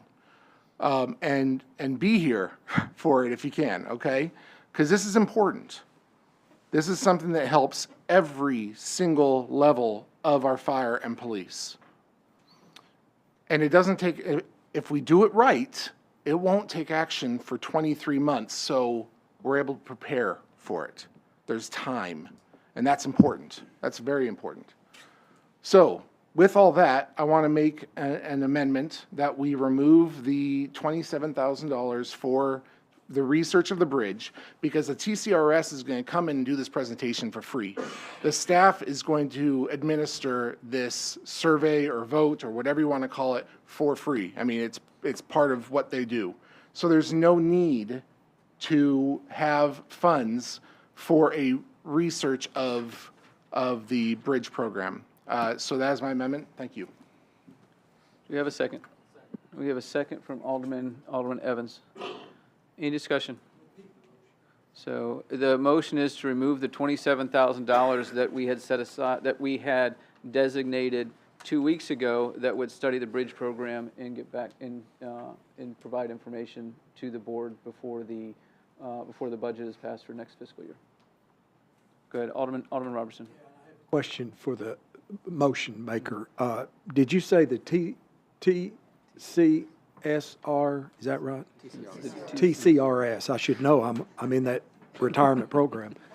Did you say they're coming next BOMA meeting, or? No. Okay. No. My resolution will be coming next Thank BOMA you. meeting. Okay. Very good. So I have a hard time with this because we promised this to the firefighters that we would study this, and I want more than just TCRS. I want somebody independent that could go out and look and say this is a good idea, or this is a bad idea, or these are what the components are. I think we made a commitment a couple weeks ago that we would spend that money and we would do a worthwhile study that was beyond question. I think I don't think we're going to spend the $27,000, but I want that opportunity to go out and answer more questions. What I don't want to happen is we get here putting together the budget for next year and board members have questions because they don't feel like we had a good study and they don't feel like they had all their questions answered. I want to move forward with this, and the way to do it is to do a third-party study and answer all their questions and sit down with us. Not just listen to TCRS, but listen to anybody that we need to. Again, I don't think we'll spend that 27, but I think we need to have it on hand. Alderman Bergdorf. Thank you, Mayor. I respectfully disagree with that assessment at this point. Our own Alderman Robertson is a member of the TCRS, and I think he could probably attest to its validation or its not being very good. As if he is a member of it, it probably is. I trust his judgment regarding that. So I would go ahead and again support this Alderman Sasse's amendment to this. Thank you. Thank you, Alderman Bergdorf. Jason, you ready for us? So all in favor of the motion, press the green button. Those opposed, press the red. Okay, hold on here.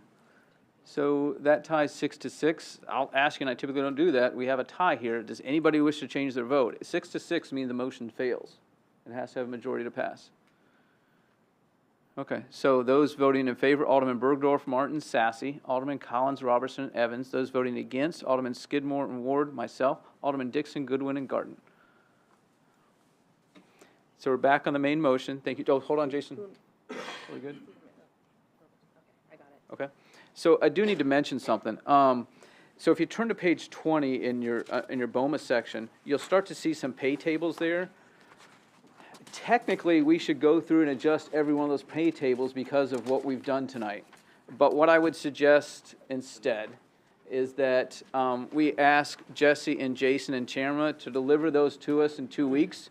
Page 20, see a bunch of pay tables right there. And 20 through 26. What I'm going to suggest, instead of us going through, each one of those tables and adjusting those, is that we ask Jason and Tamara and Jesse to come back with new pay tables for us, and we will just receive and file those, unless somebody wants to tackle them all right now. I suspected so. Okay. So Alderman Sasse. Yeah, I just wanted a point of clarification on the pay tables. I wanted to make sure that BOMA was not included in the COLA raises that are being offered to city employment. The way I would say it, the way I understand it, the aldermen are not included. The mayor is included as a benefited employee, a full-time employee of the city. So he would Okay, so as your representatives, our salary is staying the same. alderman. Thank you very much. Yeah. Thank you. Any other, so here's where we are right now. If you look on page 14 through 16, through 17. The only change we've made to that is that we are increasing the lieutenant 7.5%, the commander 7.5%, the assistant chief 2.5%, and the chief 2.5%. And the change that and we're sticking with what we did last week in terms of 10% raises for the other police officers. That's officer, the MPO, what the MPO will be called soon, sergeants and corporals, and then 1% increases for all the other benefited employees in the city. Is that right? Okay. Any other discussion? Jason, can you put this up here for us? Okay. All those in favor of the main motion, the mid-year budget amendment, I'm sorry, Alderman, oh, we're good, okay. All those in favor, press the green button. Those opposed, press the red one.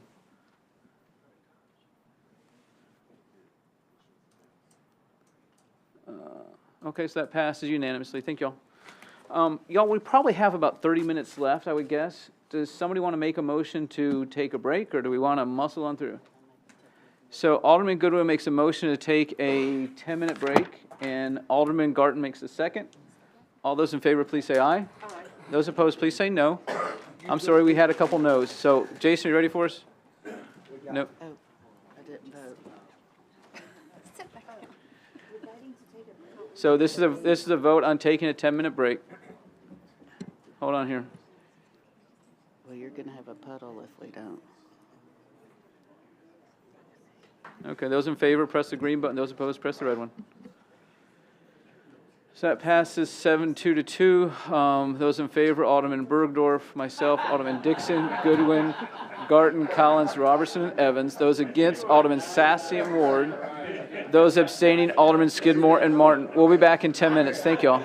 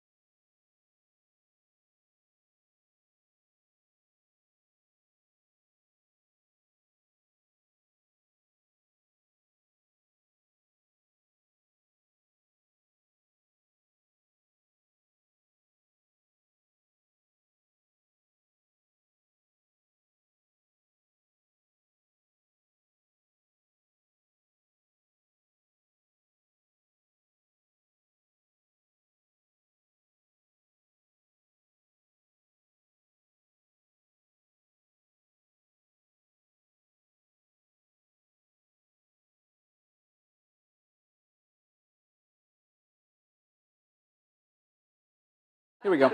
So the next item on the agenda is Resolution 2025-05. It's a resolution to apply for the Local Parks and Recreation Fund, LPRF, grant for various projects in the city's park. Alderman Garden.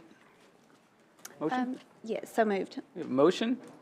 And a second from Alderman Robertson. Alderman Garden, do you want to speak on this, or should we? I'll ask Director Gilly to come Okay. up and speak about it, please.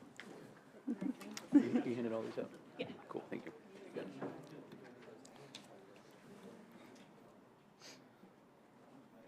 Yes, ma'am. What would you want me to tell about the whole grant? Yes, Okay. Thank you. that's what Alderman Peterson would do. That is correct. You're correct. I'm taking after Should have him. known. I should have known better. This grant application is due in April. We have applied for several of these. The current one that we are in the process of working on is at Heritage Park. This grant, the way we have written this application, will allow us to complete a wide variety of projects that touch projects in Drakes Creek, Mallard Point, Memorial, Sanders Ferry, and at Veterans Park. It addresses a lot of what I would call deferred maintenance items, perhaps, and addresses some infrastructure issues that we probably could not address quickly without this grant. The cash portion of it will come hopefully from the PIP fund, which is designed to help parks, public safety, infrastructure, and paving. And park, well, I assume parks, but never assume. Any questions? Glad to take them. Alderman Garden, anything else? No, I I don't have appreciate anything. that. I got one question. Alderman Collins. What are our chances? So, good. I don't know that we'll get all of it, but I feel good that we will at least get part of it funded. Hopefully we'll get it all. This is the first time ever that they've allowed cities to apply for this that are currently in the middle of a project. Usually you have to be complete before you can apply. So I do know that they've had more people apply this year because more cities were in a position to do so. We will make sure that our local delegation of elected officials at the state capitol's office are well aware and hopefully have their support of this when it gets to the governor's desk of who gets what. I'm really excited about this. I'm just going to keep my fingers crossed that we get this. It would be so exciting. Thank you Make for a lot of improvements. applying for it. Yes, ma'am. Alderman Collins, thank you. Alderman Robertson. Yeah, the last one we received was for Heritage Park, correct? That's correct. And has that project started yet? It has not started. We are very close to entering the design phase. I would say hopefully within the next week we will really begin that process. And I anticipate a 5 to 6 month design period. Then we'll put the project out to bid. I would say anticipated late fall, winter, dirt moving. Excited about that. And Yes, last, sir. Mr. Gilly, with the recent floods, could you give us a report, and especially Mary's Magical Place? At Mary's Magical Place, we'll have to clean the surface thoroughly. Once they do that, they'll be able to pull a couple of pieces of equipment that were damaged to find out if we can just fix it or if we got to replace that equipment. We had some damage to fencing at Mary's Magical Place, but it fared much better than in last year's flood. So we have the playground opened. We had to close it for a few days till insurance could come and assess everything. We have a couple of areas fenced off in there. We have, like I think Tamara said, I'm going to say close to $300,000-400,000 in damages from this flood compared to last year. I think we were closer to $1 million. The large chunk of the thing that insurance is not covering this time was we had pretty bad damages to an area where spectators sit at one of the baseball and softball fields where we're having to replace that seating area, and also 2 sections of the greenway at Drakes Creek that one washed away and one is buckled pretty badly, making it unsafe for bikers, really. Alderman Robertson, thank you. Alderman Goodwin. I just wanted to say thank you to you and your staff. Y'all are always applying for grants. Every time I get an email, you've applied for another grant, and I really appreciate it, and I hope you get all of these grants. I thank you, appreciate it. Alderman Goodwin, thank you. Alderman Garten. I'm sorry, I do actually have something to say. I had the opportunity a couple of weeks ago to tour all of the parks with Director Gilly. And whenever I look at this list and after touring the parks, there are some really great projects on here, some really great ideas, things to do. And I do hope that you guys will all support this. Thank you, Alderman Garden. All those in favor of Resolution 2025-05, please say aye. Aye. Those opposed, please say no. That passes unanimously. Thank you. Thank you Amy. all. Now we have Resolution 2025-10. This is a resolution to provide additional guidance for the 2025-2035 Transportation Capital Improvement Plan. Alderman Robertson. We have a motion from Alderman Robertson. Second. And a second from, who was it? Dixon. From Alderman Dixon. Any discussion? Alderman Sassy. Thank you, Mayor. Okay, sorry, I thought Alderman Robertson wanted to talk about it. Yeah, I noticed in number 4, I wanted to get a point of clarification on this, maybe from the sponsor. Says that staff shall do the best of its ability acquire any necessary right-of-way and easements by mutual agreement, and if necessary, utilize other legal avenues of acquisition with strict adherence to state and federal law. Does that include eminent domain? Yes. Okay. My feeling is that I think we should be on record as a board anytime we use, because it's a serious matter. So anytime we use eminent domain, I think we should be in agreement on it and be on record with it. So I would like to make an amendment that we remove, Lance, maybe you can help me with the wording on this. In making sure that BOMA has to look at each one of those situations and vote when we're going to be using eminent domain. How would we implement that? Sorry, I'm catching up with you here. Sure, no worries. Number 4. Look on page 38. I'm very much in agreement with this resolution. It's just that one piece that I want to make sure we're very careful about.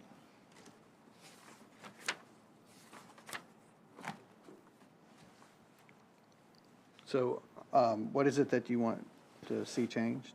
Yeah, so it says in number 4, and if necessary, utilize other legal avenues of acquisition with strict adherence to state and federal law. Mm-hmm. I'm trying to find wording that would say something to the effect of, if eminent domain is anticipated as a necessary step, that it comes back to this board and we have to vote to approve the usage of eminent domain.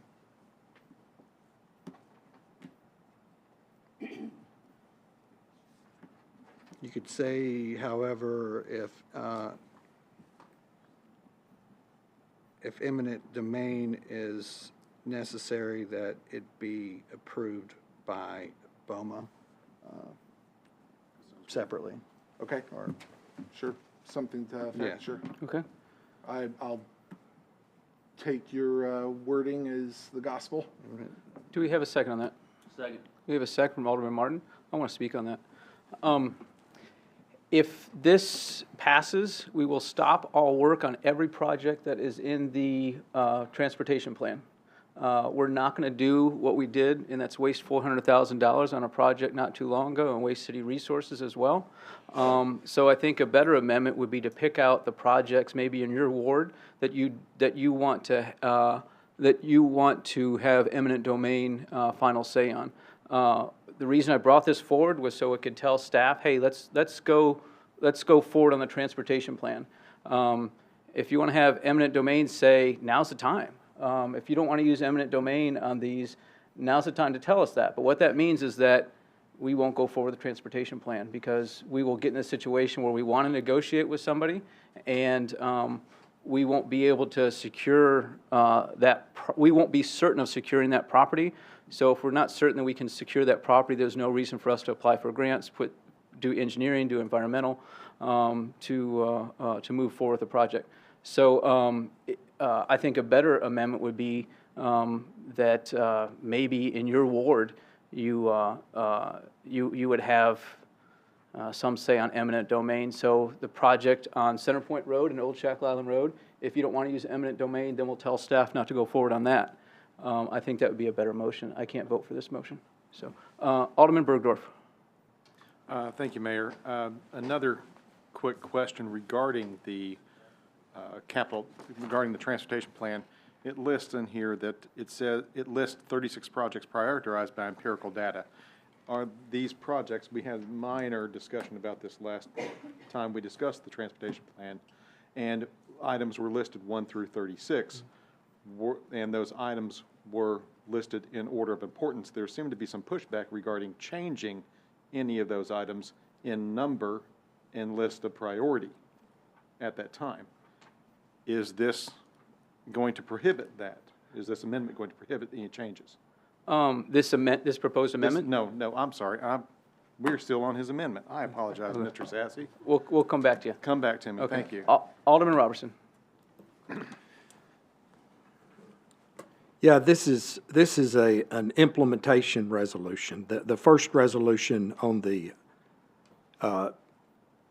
Transportation Capital Improvement Plan dealt with the criteria that was to be used to rank the projects, and I believe that passed unanimously. Was that correct? So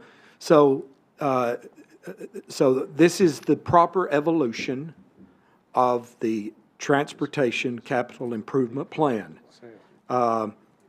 It charges the staff to seek all public-private funding, partnerships, and so forth. And it also says to the best of its ability to acquire all necessary right-of-way and easements by mutual agreement, and if necessary, utilize other legal avenues of acquisition with strict adherence to state and federal law. I'll remind each of you that if this is approved, this is not a funding mechanism. This is an implementation mechanism. The funding mechanism will come when the mayor or this board puts a specific project in the budget. And so, Alderman Bergdorf, if there is a project that is being proposed from this list that you object, then you can object at the budget when it comes up. Nothing can be done by approving this resolution. It can only be done when the budget is approved and funding of a particular capital project. So, again, I think this is the way the state works. Once the legislature, the governor proposes capital improvements, for example, the improvement of Highway 386, the expansion, I'll guarantee you that's going to require some eminent domain to expand that highway, to expand that interstate right there through Sumner County. It does not go back to the General Assembly. The mayor proposes it or the governor proposes it to the legislature. The legislature allocates the money or appropriates the money, and then DOT takes over from there and implements the will of the legislature. So what this would do is that this would allow the staff to begin the process so that the mayor, hopefully next budget, at least put some projects, capital improvement projects in there. And I understand the problems that some of you may have in allowing the staff to utilize legal, proper avenues of acquisition. But I would say at the time when the budget is approved and these projects are approved, if you have a problem with any of those projects at that time, you can vote no against. But I think we've got to get out of this problem of second guessing and spending a lot of money and not being able to move forward on these projects. I don't blame the mayor not wanting to move forward. He doesn't want to spend $100,000 or $200,000 in getting studies and everything, get through all the way to the acquisition phase, which is near the end of the process, the right-of-way acquisition, and then the board say, no, we've just wasted $100,000 or $200,000. And so I sure hope that the board can approve this. I think it's a rational, it's proper. At this time, it's the next step in the process of moving forward on the capital project improvement plan. Thank you, Mayor. Alderman Robertson, thank you. Alderman Collins. Mayor, at our capital projects meeting, committee meeting, you had kind of broached this subject at that time, and one of the things that I said to you was that I was not prepared to give carte blanche on eminent domain, nor was I, or am I currently, prepared to say absolutely not on eminent domain.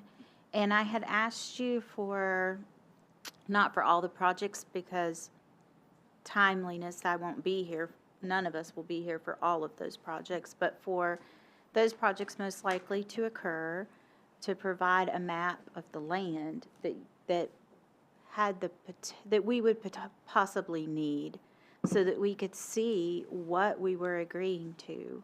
And in the absence of any additional information, I am not prepared to give carte blanche on eminent domain for land I don't know what it is, related to a specific project that I don't know which ones.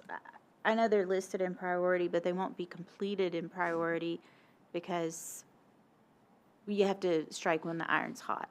When the grant's available, when the contractors or the state or whoever agrees to work with us, that's when we're going to do it, regardless of if it's number 1 or number 4.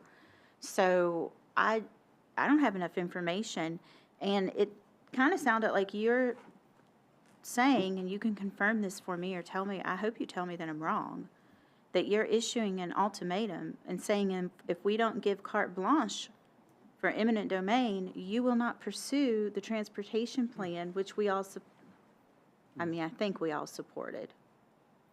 So, is that accurate? So your first question, I think I answered this in capital projects, but I'll answer it again. It's hard to know what the property is that we'll need to acquire when we haven't even done the engineering yet. And I'll give you an example is that even what's going on Walton Ferry, Old Shack Island Road, they were still changing, the state was still changing that until about 16 months ago, and they've been working on it for years. So it's hard for me to look at the transportation plan and say this is the land we're going to need there. And another great example would be Center Point Road, widening that. We don't know which side of the road will makes most sense to add to the road. We won't know that until we have some design work on that.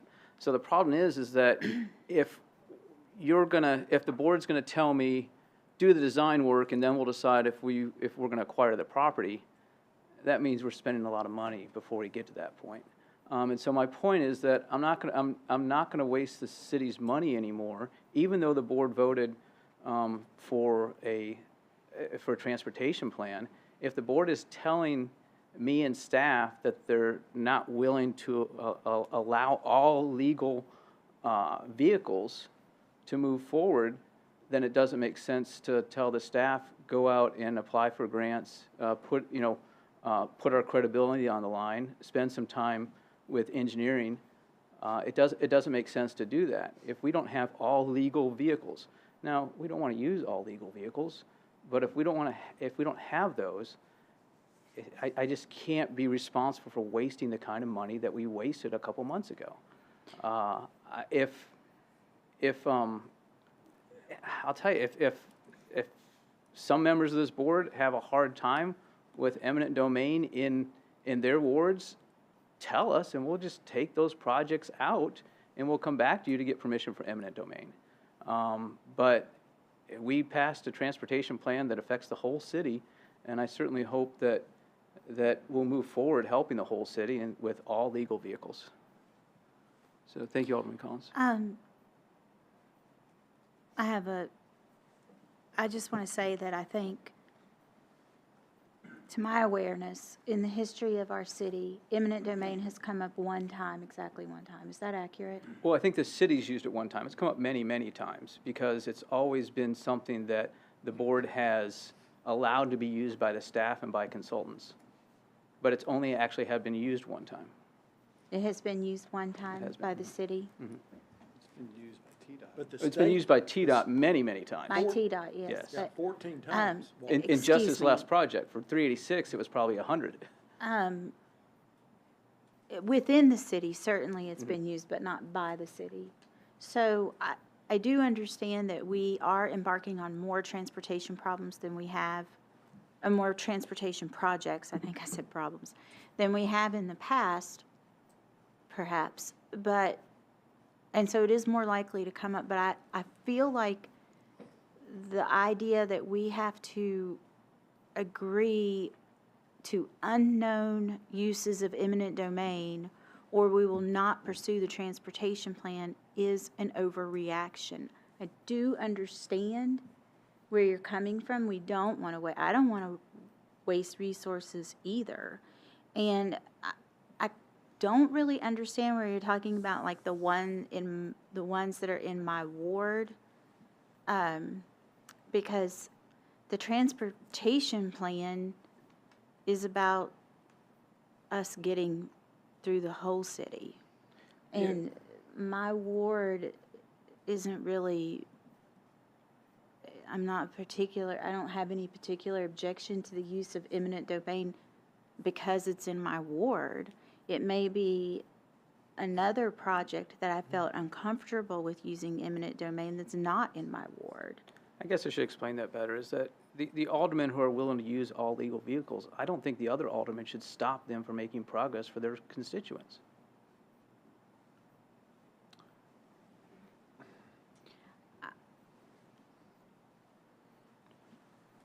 Sir. Alderman, Okay. Okay, Alderman Skidmore. Okay. I thought No, I that's all saw right. the No, you're green fine. and I You're thought fine. you Go were, ahead. did you need to say something? Because I know I've spoken a lot tonight and I'd love to hear your mellow tones. Well, thank you very much. Oh, my God, yeah, you're abstaining, yeah, okay. Oh, goodness. Well, let me try to, let me throw a different thought process here about what we're talking tonight.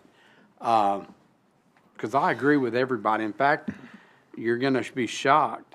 I do support the resolution because it does, the resolution that is before us tonight, and a lot of people don't understand this, and maybe we've forgotten, a resolution versus an ordinance.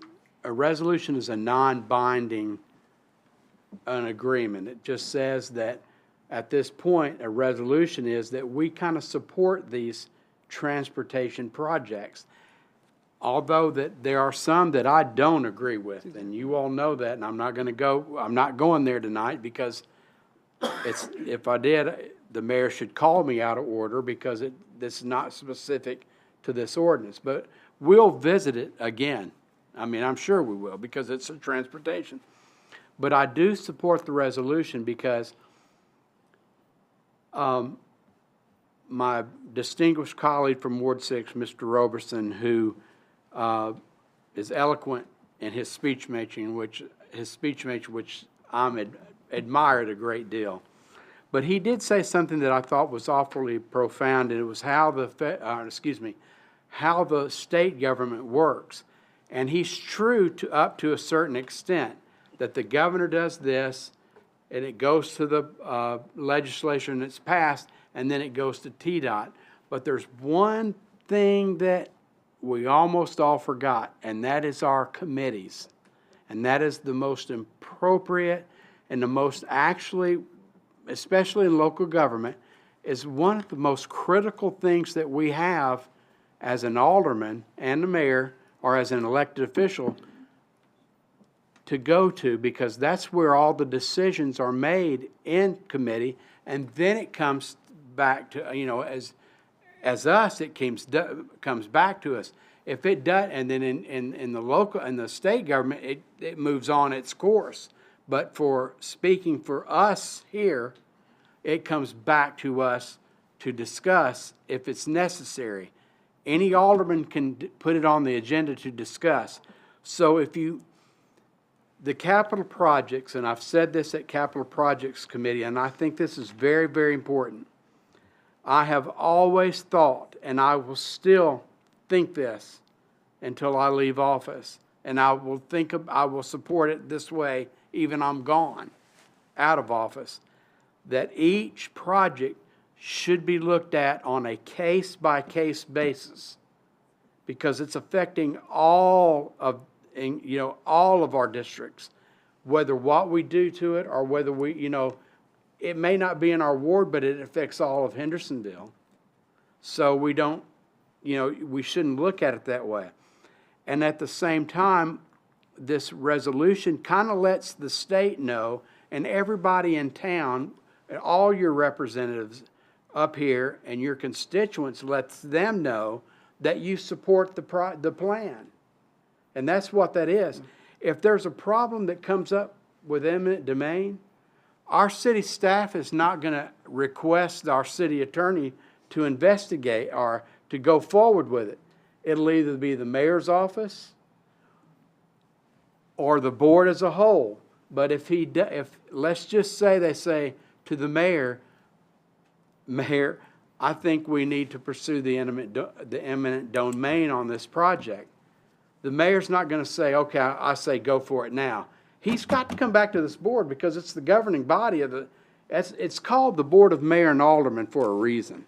It's not called the mayor of Hendersonville. It's called the Board of Mayor and Aldermen. And we all govern here.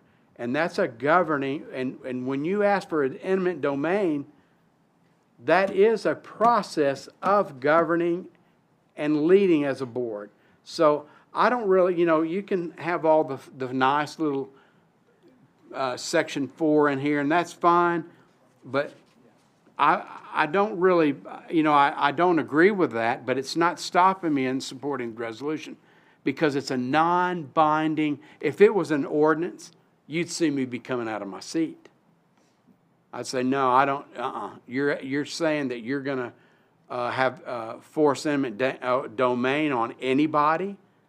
Now, if that's an ordinance, that's a binding city law that you're saying. A resolution is not that way. And Lance, or Mr. Ray, our city attorney, you can please correct me if you think I'm wrong. The resolution, and I won't get offended by it, a resolution is a non-binding issue as opposed to an ordinance. That is binding. So I'm not nervous about any of that jargon because eminent domain will still have to come before this board. So I'm like, okay, whatever. I don't agree with that, but it sounds nice, and I'm not too upset about it. But it just lets everybody know. I look at this resolution as something real simple.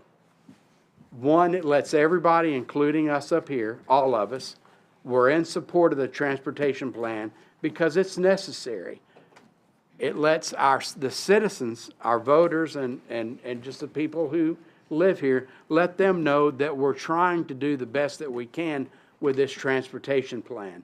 That we realize that we have these problems, that we're growing fast. We're 60,000 people strong. So it doesn't really bother me that's I feel. So anyway, Mayor, thank you for giving me the opportunity to speak on it. But that's how I feel about it, and I'm in support of the resolution because I don't really see anything that's gonna hurt eminent. Because I agree with some of my colleagues on that side of the aisle.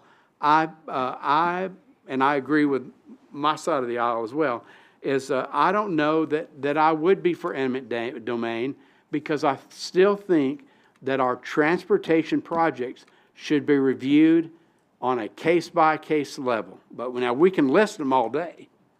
That doesn't mean anything to me.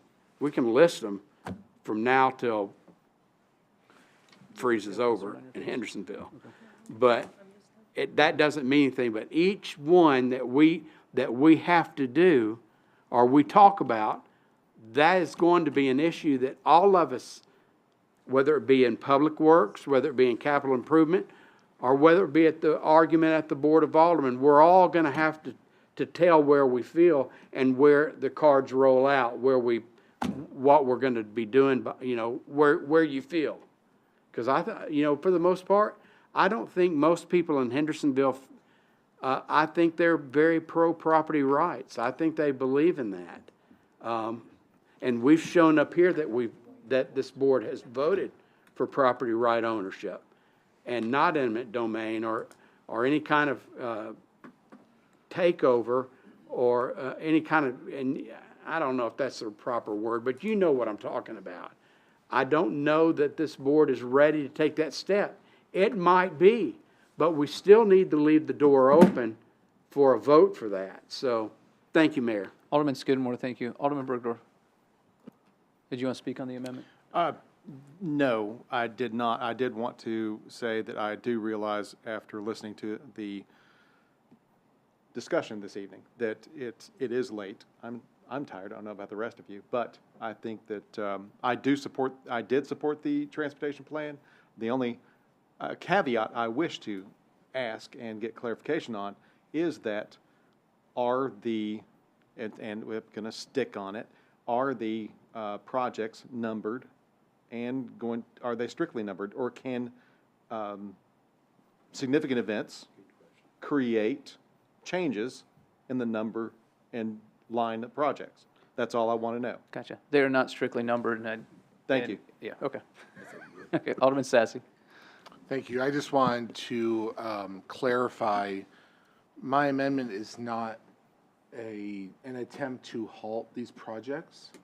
It's an attempt to, because let's look back at the roundabout project. This board determined that it did not have the benefit to the city necessary to use the eminent domain. Now, that said, the Stop 30, for instance, I mean, I would approve the usage of the eminent domain for Stop 30. That is absolutely necessary. I know how much traffic goes through there. I've seen it. It's super narrow. It floods all the time. And I mean, I know that the project's already going, but if it had been necessary, I would have voted for that because it was a necessary project. So I guess what I'm saying is, with my little amendment here, is that when these projects come up to at budget time, where we're looking to have them approved, we at the same time are then requesting of this board, okay, we're estimating it, because we have an estimate of how much these projects are going to cost, right? We had that in the capital projects improvement plan, transportation capital improvement plan. We know, we have a good estimate on how these are going to cost. When they come, we'll have a new estimate of how much they're going to cost, and then we can determine as a board, does this meet the criteria for us to use eminent domain based on the price tag and based on where our city is at that time? I think, we looked at this plan. It's going to be, we've said 20 years in the future before all of them, or maybe even longer before all of them are completed. A lot can change in our city in that time. So I don't want to restrict ourselves to a specific pathway if it doesn't make sense for our city, if it doesn't make sense for our citizens, for how this board is thinking at the time, because this board's going to change over it could change over 100% every 4 years, but it definitely changes over a little bit every 2 years. So things are going to change. I think we're shackling ourselves if we commit to these steps without oversight. And on that, I also want, Mr. Ray, I had a question on the statement by Alderman Skidmore. If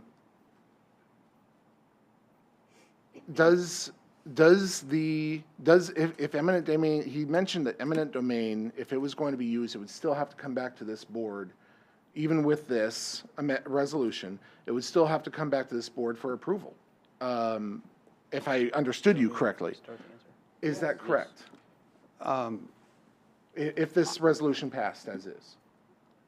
I think that the charter gives us the authority to do that, but it may be advisable to get BOMA approval. BOMA could certainly stop an eminent domain. If there was eminent domain imminent, then it is late. Well said. BOMA could certainly stop it, you know. I don't know that that's the intent of this, but to answer the question, do we have to have specific approval from BOMA on each and every eminent domain? I'm not sure that we would, but I'm BOMA very has- willing to. So, Yeah, sorry, go yeah, ahead. we would definitely, Yeah. we would most likely do that for sure, unless there was, I mean, I can't see the future, and attorneys aren't supposed to say always do this and never Yeah, do this. yeah. But that's what we did last time, and I imagine that it's advisable to have that. But our charter does give us the authority to do that also. I 100% agree with that, but I think my statement still holds true. The mayor could not be here in 4 years. I could not be here in 4 years. Half this board couldn't be here in 2 years. And so I think we need to make certain steps to ensure that that the citizens are protected if necessary for these projects to make sure that we are voting on this every time. So I appreciate that it could be stopped, but if it's not even, I mean, I don't know everything that's going on in the city. A lot of times I don't even know something's going on until it shows up in a committee. And so I think it's important that it come to us, we're made aware of it, and we're able to make a educated decision on it as a board. Thank you. So that's why Alderman Skidmore is very, very correct, is that Capital Projects Committee, Public Works Committee, Alderman Robertson mentioned this, Finance Committee, Budget. So there are many, many opportunities after this. And I appreciate Alderman Skidmore's comments on that. He's exactly right. There's many bites to this apple. Alderman Carter. Oh, my apologies. My question was what Attorney Ray just answered. Okay. Lance, will you read the motion to amend, please? Sure. And Alderman Sassy, correct me if this isn't right, but so after the end of number 4, it would say, with strict adherence to state and federal law, however, should eminent domain be necessary, in any instance, it shall first be approved by BOMA. Okay. Jason, ready for us? So those in favor of that wording, press the green button. Those opposed, press the red one. This is the amendment, yes.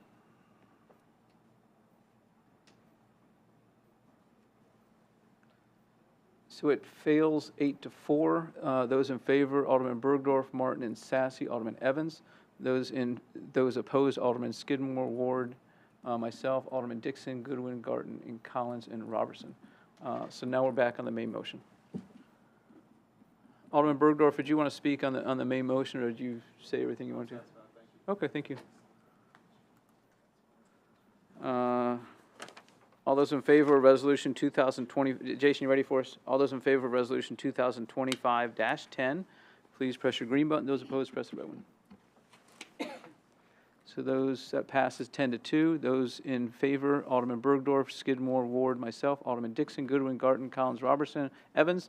Opposed, Alderman Martin, Alderman Sassy. Thank you all. Now we're on to Resolution 2025-12. Is this correct? Yes. Okay. Tamara handed that out a few minutes ago. Couple pieces stapled. It says 2025-12 at the very top of it. This came up in General Committee earlier tonight. Alderman Robertson. So moved. We got a motion from Alderman Robertson, a second from Alderman Dixon. Is that correct? Yes. Okay. Alderman Robertson, you want to introduce it, please? Yes. Even though about 9 of the aldermen were in that meeting. But Yes, just quickly. There is legislation that has been filed in the General Assembly that would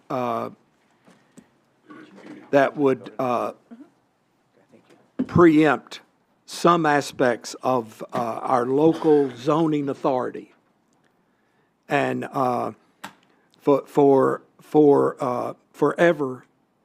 the General Assembly has delegated in the past those decisions to local governing bodies like BOMA, under the understanding that government closest to the people is the best opportunity to express the will of the people. But this but there is legislation that's been introduced, and what this resolution does, this states that BOMA is opposed to any preemption of local zoning authority by this city.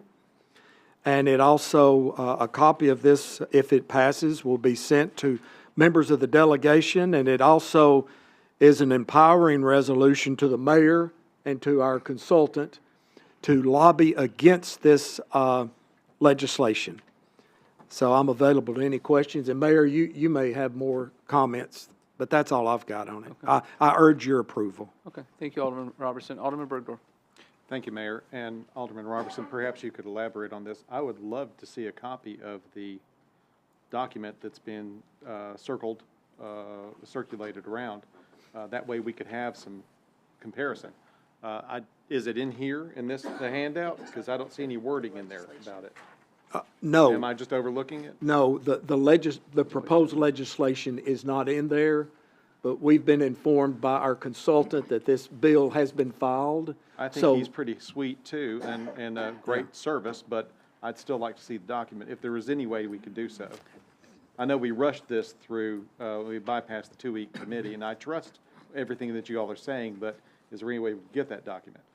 So it's actually multiple pieces of legislation, and part of the problem is that some of the sponsors in the General Assembly haven't put the text to paper yet. And this is a real issue, is they present a bill, they file a bill with a caption, it's called a caption bill, without much text below it. And then as it works its way to a subcommittee, they amend it significantly, so that's when you find out what's really in the bill. And our consultant has let us know that there's a couple of those out there. One, to require accessory dwellings for all multifamily, or to require cities to allow accessory dwellings for all multifamily. That essentially means every single family lot in Hendersonville could have a smaller house in the backyard without the city of Hendersonville doing anything about it. That's one that we're concerned about. There's also, we just had one that came up last week that was actually a fully written bill.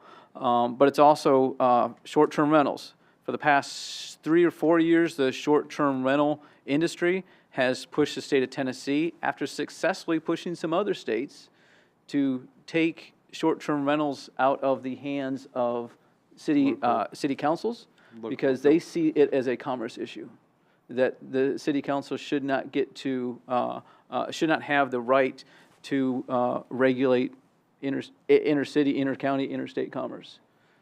That a house, and fortunately that has failed in the General Assembly the past couple of years, hasn't gotten too far, but we're pretty sure that's coming up again, and we want to be on I want to be on record saying that that authority needs to stay with the city. So is there any way to provide just the title of these bills in verbatim? So there are probably dozens of the caption bills. We don't know which. So there's no way to. Yeah, exactly. And as soon as James hears of them, I will let you know. So we're just throwing darts at it.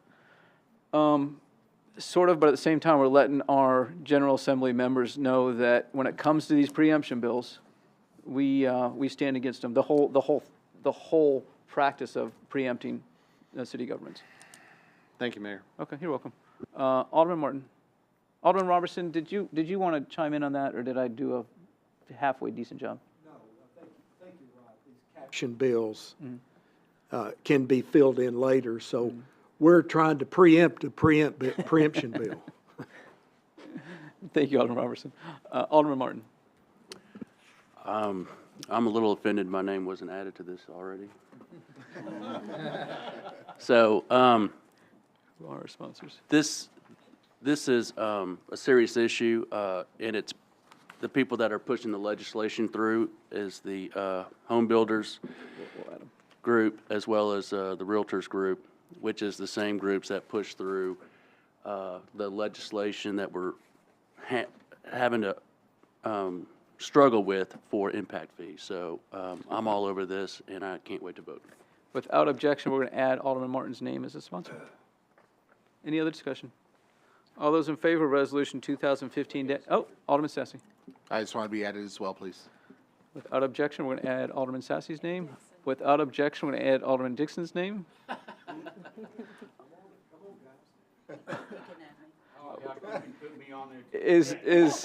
Put us all. Okay, is there?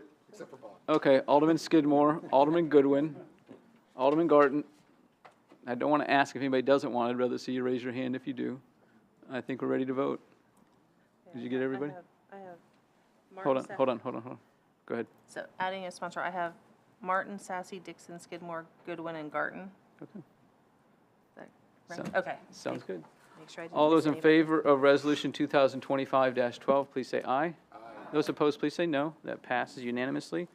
Now we're on to other agenda items, reports, brief committee reports. Who's going to give the general committee report? Vice Chairman Dixon. Go ahead, thank you. Thank you, Mayor. We did have a general committee meeting this evening, and we had quite the agenda.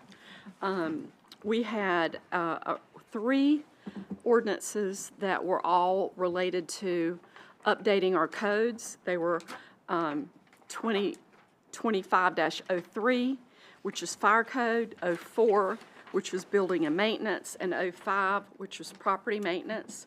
And those were recommended to go to BOMA with a positive recommendation. Then we had a reading of ordinance 2025-06, and that's to amend the municipal code, Title IX, as it relates to shopping carts. We had a lively discussion about shopping carts, and we did have a recommendation, a neutral recommendation for it to come to BOMA. We had a reading of ordinance 2025-07. This was also for the municipal code, and it was relating to panhandling. We also had a neutral recommendation for that to go to BOMA.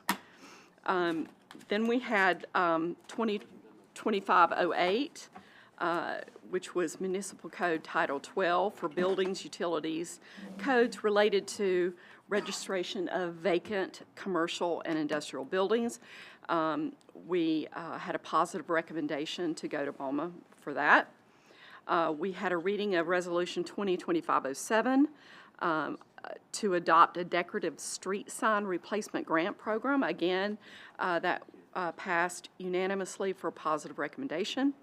We had reading of Resolution 2025-11, a resolution approving and establishing policy for certain secondary employment for Hendersonville Fire Department employees, and I understand that also was discussed in public safety. We had a unanimous vote for a positive recommendation.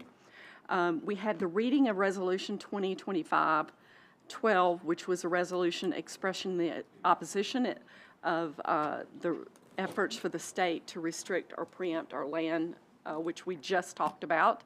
And again, as I said, as we amended our agenda tonight, we had a positive recommendation unanimously on that. We also reviewed the reading of Resolution 2025-13, a resolution inviting the Tennessee Consolidated Retirement System, TCRS, to hold an information session for public safety personnel on the Bridge State Retirement Plan and establishing a voting/survey process to gauge consensus. And we did have a positive, unanimous recommendation for that to BOMA. That was a mouthful, and that's the end of my report out.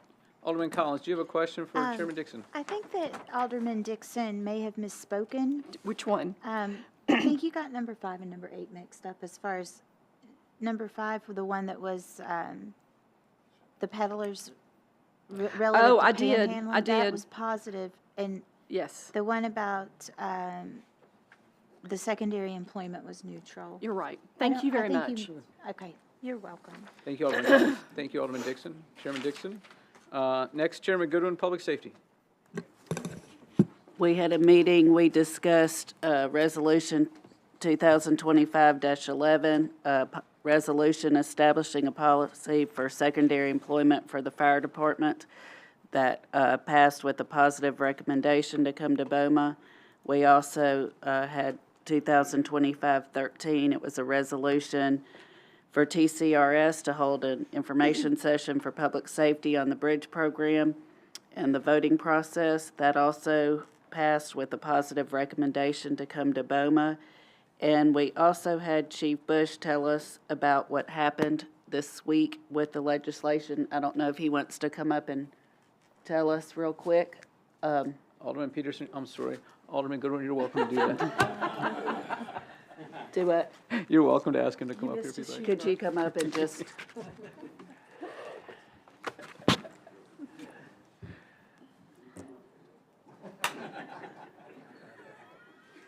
So, yeah, as we stated in the public safety meeting, we've been working with legislators and folks on the state level to add 3 cancers to the existing Berry-Brady Act.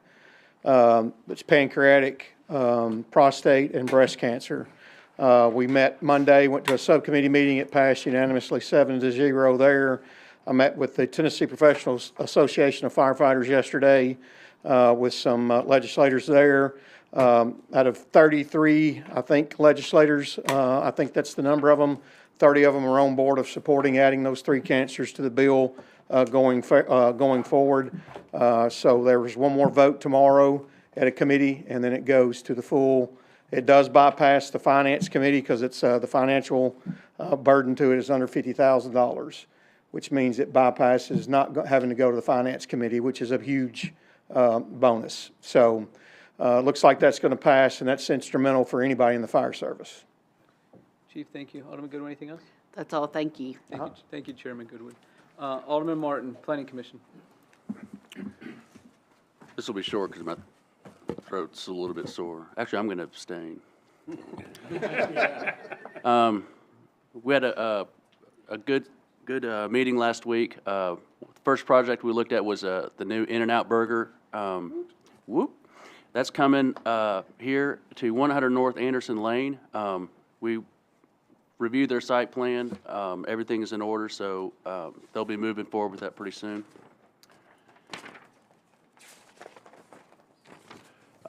We reviewed a site plan. This is Donna Drive Cottages. This is a property where they purchased a home with a large property, and they're building 3 homes on it. Obviously located at 90 Donna Drive. That's something the Planning Commission is going to take a closer look at, but as presented, it was a by right application, so it was passed. Another project we looked at was New Shackle Island Subway. Owner Jack Patel, located at 226 New Shackle Island Road. They submitted plans and elevations and a design that we approved a while ago. However, they didn't build it the way it was approved, so they wanted to make some revisions that weren't with the quality of Hendersonville, so they've deferred that, and they'll come back with something a little bit better.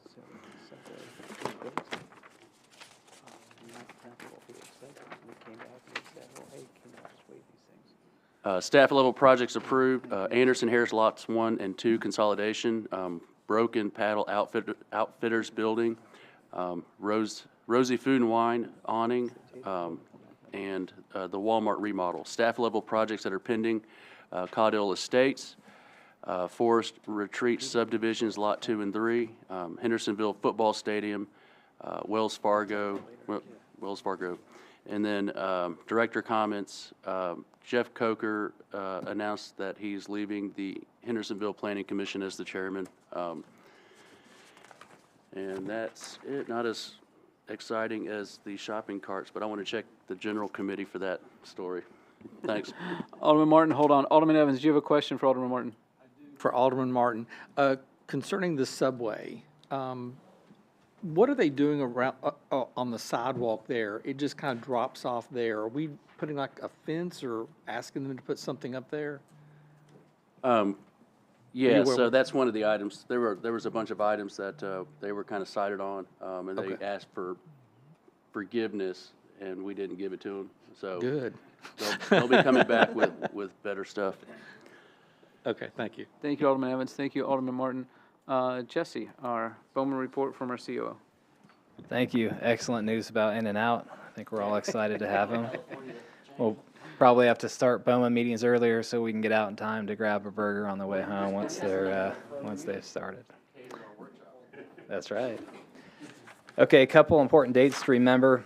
We have a budget workshop coming up on March 18th. We're going to discuss revenues. So we touched on this. I touched on this last time I discussed, but it'll be at 6 p.m.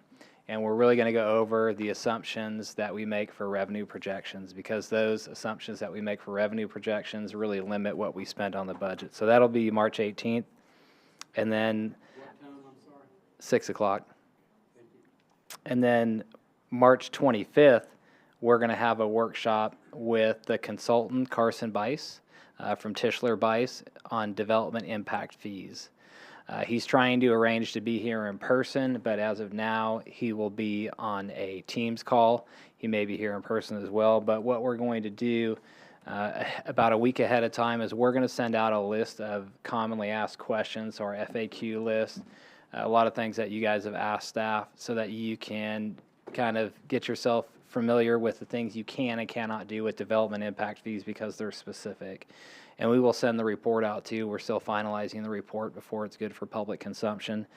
So if you do have questions, feel free to send them to me. I have a list of about 17 or 18 that we are putting together right now. We're going to review with the consultant. So we'll send those to you. It answers most of the questions that I've heard of, but if there is a question you have about development impact fees, don't hesitate to send that to me. And if it's not already in the FAQs, we can include it. Jesse, Alderman Goodwin has a question about that. Are you doing that before BOMA that night? You said the 25th, right? Yeah, so we're going to start, I believe it's 6 o'clock, and then we're going to run until it's done. Hopefully we're done at 7. If we have to start BOMA later, we will. And that's one of the reasons that we would want those FAQs to kind of go out beforehand, so a lot of the kind of more basic questions we get answered, and we don't have to maybe, go through a lot of the basic questions. We'll move the both committee meetings to 5. And if they run late, they run late, and then we'll do the workshop. Alderman Alderman Robertson. Did you say that our consultant is going to be on a Zoom call with us? He's going to try to be here in person, but as of now, it's scheduled for him to be on Teams. He's trying to arrange to be here, but the scheduling of our meetings and his meeting, we couldn't get him soon enough in person to kind of piggyback on the existing meetings that we had. So we had discussed doing something as soon as possible, and Teams was the best avenue to do that. He is trying to be here in person, but as of now, he will be on the Teams call. I don't like that. I'd like to see somebody and look them in the eye when I ask these questions. And also, Mayor, I don't like to have a meeting right before BOMA. I think we need a workshop. It's going to take more than an hour. This is a pretty important subject. And my goodness, Alderman Skidmore and I will talk for an hour. So Alderman Robertson, how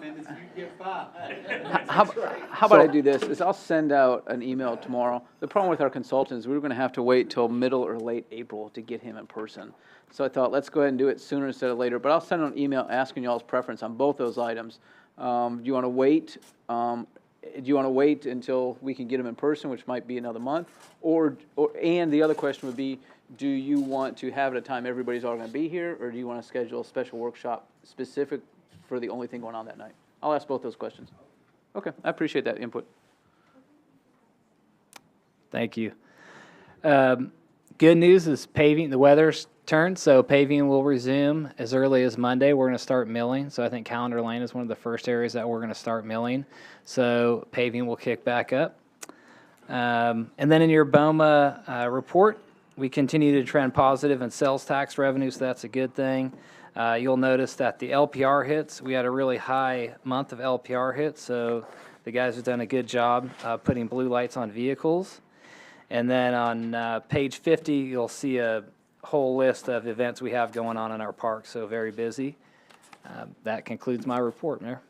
You see my note underneath there for information only. Would somebody like to make a motion to adjourn?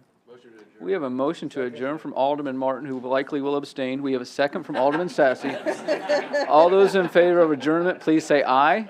Those opposed, please say no. That passed unanimously. Thank you all. Thank you, Jason. Thank you, JP.